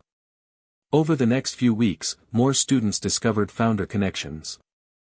In addition to Neville's Hufflepuff affinity for plants and Malfoy's Slytherin potions talent, they found that Luna Lovegood had Ravenclaw's gift for seeing hidden things, Blaise Zabini possessed Slytherin's political insight, Susan Bones showed Hufflepuff's talent for magical justice, and the Weasley twins shared Gryffindor's aptitude for magical invention. Most surprising was Hermione, who after reluctantly submitting to testing, discovered a distant connection to Rowena Ravenclaw, explaining her exceptional affinity for learning and research. "But I'm Muggle-born," she had protested. "Magic often skips many generations in a line," Professor Flitwick explained. "Especially when diluted by non-magical marriages. You likely had a squib ancestor many centuries ago who descended from Ravenclaw." The Founder Studies program quickly became the most popular activity at Hogwarts. Twice weekly, students with confirmed bloodlines gathered to practice their specific abilities, while those without could observe and learn theory. Harry, as the unified heir, floated between groups, offering insights from his unique perspective. The program had an unexpected side effect: house rivalries began to shift. When Draco Malfoy and Neville Longbottom both excelled at their respective Founder talents, they developed a grudging respect that would have been unthinkable before. Similar connections formed across traditional house divides as students discovered shared heritage transcending the Sorting Hats divisions. "This is what Hogwarts was meant to be," Hermione observed one evening as they watched a mixed group of students practicing in the Founder Wing. United by magic, not divided by arbitrary sorting. Not everyone appreciated the changes, however. As October arrived, Harry noticed certain Slytherins, particularly those from families with Death Eater connections, growing increasingly hostile. Whispers of "blood traitor" followed Malfoy when he participated in Founder studies, while others questioned whether Muggleborns like Hermione could truly possess Founder blood. The tension came to a head on Halloween, when Harry and his friends returned from nearly headless Nick's Death Day party to find a message scrawled in blood on a corridor wall: "The chamber has been opened. Enemies of the heir, beware." Beneath the message hung Mrs. Norris, Filch's cat, stiff as a board but not dead. Petrified, Dumbledore confirmed after examining the cat in his office, where Harry, Ron, and Hermione had been summoned as witnesses. "But how, when the basilisk remains secure in the chamber under our safeguards?" "It has to be connected to that diary Malfoy mentioned," Harry said. "Someone's trying to make it look like the chamber is active again." "But why?" Ron asked. "Everyone knows you found the real chamber last year." To discredit Harry, Hermione realized. To make it seem like he's behind the attacks, using his Founder status to control the basilisk. Dumbledore nodded gravely. "A plausible theory, Miss Granger. It would explain why the attacker chose Halloween, a night already associated with Voldemort's attack on Harry's family." "We need to find that diary," Harry said firmly. Over the next weeks, they searched discreetly for any sign of Riddle's diary, while Dumbledore strengthened the castle's security. No further attacks occurred, but tension remained high, with some students eyeing Harry suspiciously despite his well-known discovery of the chamber the previous year. In December, Harry prepared for his planned winter solstice visit to Slytherin's Isle, the last unclaimed Founder property. Dumbledore insisted on accompanying him, along with Professor Snape, whose expertise in dark magic might prove useful. The Isle is said to contain Slytherin's most dangerous research, Dumbledore explained as they gathered in his office on the solstice evening. Including experiments in soul magic that may help us understand Voldemort's Horcruxes more fully. They traveled via a special portkey attuned to Harry's Founder ring. The Isle proved to be even more forbidding than expected, a jagged spire of black rock rising from the churning North Sea, surrounded by perpetual mist and powerful wards that parted only reluctantly for Harry's ring. At the island's peak stood a fortress of dark stone, its architecture severe and imposing. Inside, they found laboratories filled with preserved specimens, libraries of ancient texts on forgotten magic, and workrooms designed for complex rituals. In the central chamber, they discovered what they sought, Slytherin's research on soul magic, including detailed notes on the creation and destruction of Horcruxes. Remarkable, Snape murmured, examining the texts with reluctant admiration. Slytherin understood soul fragmentation better than any dark wizard since. But he considered it an abomination, a perversion of natural magic. He was researching it to counter it, not use it, Harry realized, reading notes written in Parseltongue that only he could decipher. He feared someone would attempt it eventually. Dumbledore looked troubled. Voldemort likely found these same texts, or copies of them. But unlike Slytherin, he saw opportunity rather than warning. They spent hours copying the relevant research before Harry performed the formal claiming ritual for the Isle. Unlike the other properties, which had welcomed him warmly, Slytherin's fortress acknowledged him with grim respect, as if measuring his worthiness for such dangerous knowledge. Armed with Slytherin's research, they returned to Hogwarts with new understanding of what they faced. Voldemort had likely created multiple Horcruxes, and the diary was almost certainly among them. January brought heavy snow and a breakthrough in their search. Ginny Weasley approached Harry nervously after a Founder Studies session, clutching a small black book. "I found this in my trunk at the beginning of the year," she confessed, her face pale. It writes back when you write in it. I thought it was cool at first, but then I started having blackouts, and after Mrs. Norris was attacked, I couldn't remember where I was that night." Harry carefully took the diary without touching its covers directly. "You did the right thing bringing this to me, Ginny. This is what we've been looking for." With Dumbledore's help, they confirmed the diary was indeed a Horcrux, containing a piece of 16-year-old Tom Riddle's soul. Using a combination of Hufflepuff's purification rituals, Ravenclaw's containment spells, and finally, basilisk venom extracted, with permission, from Cerisa in the Chamber of Secrets, they destroyed it in a controlled ritual in the Room of Requirement. The diary's destruction marked a turning point. With 2 Horcruxes eliminated, the diary and the fragment from Harry's scar, Dumbledore began hunting for others, using clues from both Slytherin's research and the memories Harry accessed through his Founder connection. Meanwhile, the Founder Studies program flourished. By spring, nearly 40 students had confirmed bloodlines of varying strengths. The Founder wing expanded accordingly, and the castle itself seemed more alive than ever, responding to the awakening of long-dormant magic within its walls. In April, Harry received an unexpected letter from Gringotts. "To Harry James Potter, unified heir of the Founders, our ongoing research into Founder bloodlines has yielded a significant discovery. The magical signature we used to confirm your status as unified heir has been detected in an unexpected location, a heavily warded Lestrange family vault. We believe a Founder artifact containing a similar magical disruption to what was removed from your scar may be stored there. As unified heir, you have certain rights to reclaim Founder artifacts, even from private vaults, if they have been tampered with by dark magic. Please contact us at your earliest convenience to discuss retrieval options. May your gold flow and your enemies tremble." Ragnarok, director of Gringotts. This led to a complex negotiation involving Gringotts, the Ministry, and Dumbledore, resulting in a carefully planned expedition to the Lestrange vault. There, they discovered Hufflepuff's cup, converted into another Horcrux and hidden among stolen treasures. Its destruction, following the same methods used on the diary, represented another blow against Voldemort's immortality. According to Dumbledore's research, they had now eliminated 3 Horcruxes, with perhaps 3 more to find: the locket, the diadem, and something connected to either Gryffindor or Ravenclaw. As the school year drew to a close, Harry reflected on the remarkable changes that had occurred since that fateful night under the Sorting Hat.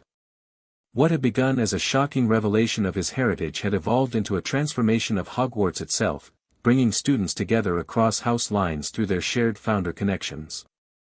"It's like the castle is healing," Hermione observed as they sat by the lake on one of the last days of term. "Repairing the divisions that formed after the founder's time." "Not just the castle," Ron added, watching as Draco Malfoy and Neville Longbottom compared notes on a project combining potions and herbology. "The students too." Harry nodded, feeling the warm pulse of the founder's ring on his finger. This is what they wanted: unity through diversity.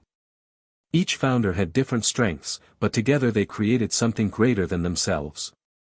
His second year at Hogwarts had brought challenges he could never have anticipated: soul fragments, Horcrux hunting, political maneuvering with the Ministry, but also growth beyond measure. His magic had stabilized, his understanding of his heritage had deepened, and his circle of allies had expanded. Yet Harry knew this was just the beginning. Voldemort would return, seeking to reclaim his power and immortality. The remaining Horcruxes still needed to be found and destroyed. And the wizarding world itself faced choices about what kind of future it wanted: one divided by blood status and house rivalries, or one united by the best qualities of all 4 founders.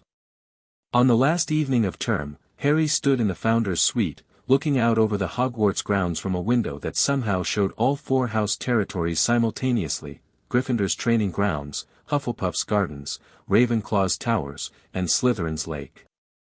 The castle hummed around him, its ancient magic resonating with his own in perfect harmony. For the first time since discovering his heritage, Harry felt truly ready for what lay ahead, not just as the boy who lived or even as the founder's heir, but as Harry Potter, a wizard finding his own path while honoring those who had come before. When Dumbledore found him there, the old wizard simply stood beside him in comfortable silence for several minutes before speaking. "You've come far this year, Harry." "Thanks to you and everyone who's helped me," Harry acknowledged. "I couldn't have done it alone." "No one can," Dumbledore agreed. "Not even founders or their heirs. That is perhaps the most important lesson Hogwarts has to teach." Harry turned to face his mentor. Their relationship had evolved this year, no longer headmaster and student, nor guardian and ward, but something closer to equals with different strengths. "What happens next year?" Harry asked. "With the Horcruxes, with Voldemort?" Dumbledore sighed. "The search continues. I have leads on the locket's location, and the diadem may be closer than we think. As for Voldemort himself, he will try again to return. Of that I have no doubt. And when he does, we'll be ready," Harry said, not as a boast but as a simple statement of fact. "Not just me, all of us. The houses united, the founder bloodlines awakened. Hogwarts as it was meant to be." Dumbledore smiled, his eyes twinkling with pride and hope. "Indeed, Harry. Indeed." As they left the founder's suite together, the castle adjusted around them, staircases shifting to create the perfect path forward. Behind them, the book on the round table flipped to a fresh page, where new words appeared in 4 distinct scripts, the founder's own hands writing once more after a millennium of silence: "The heir has claimed his birthright. The bloodlines flow again. What was broken begins to heal. Magic remembers its purpose. And Hogwarts stands ready for whatever comes." The end. Thank you for watching this video. Please be sure to subscribe to our channel and like this video.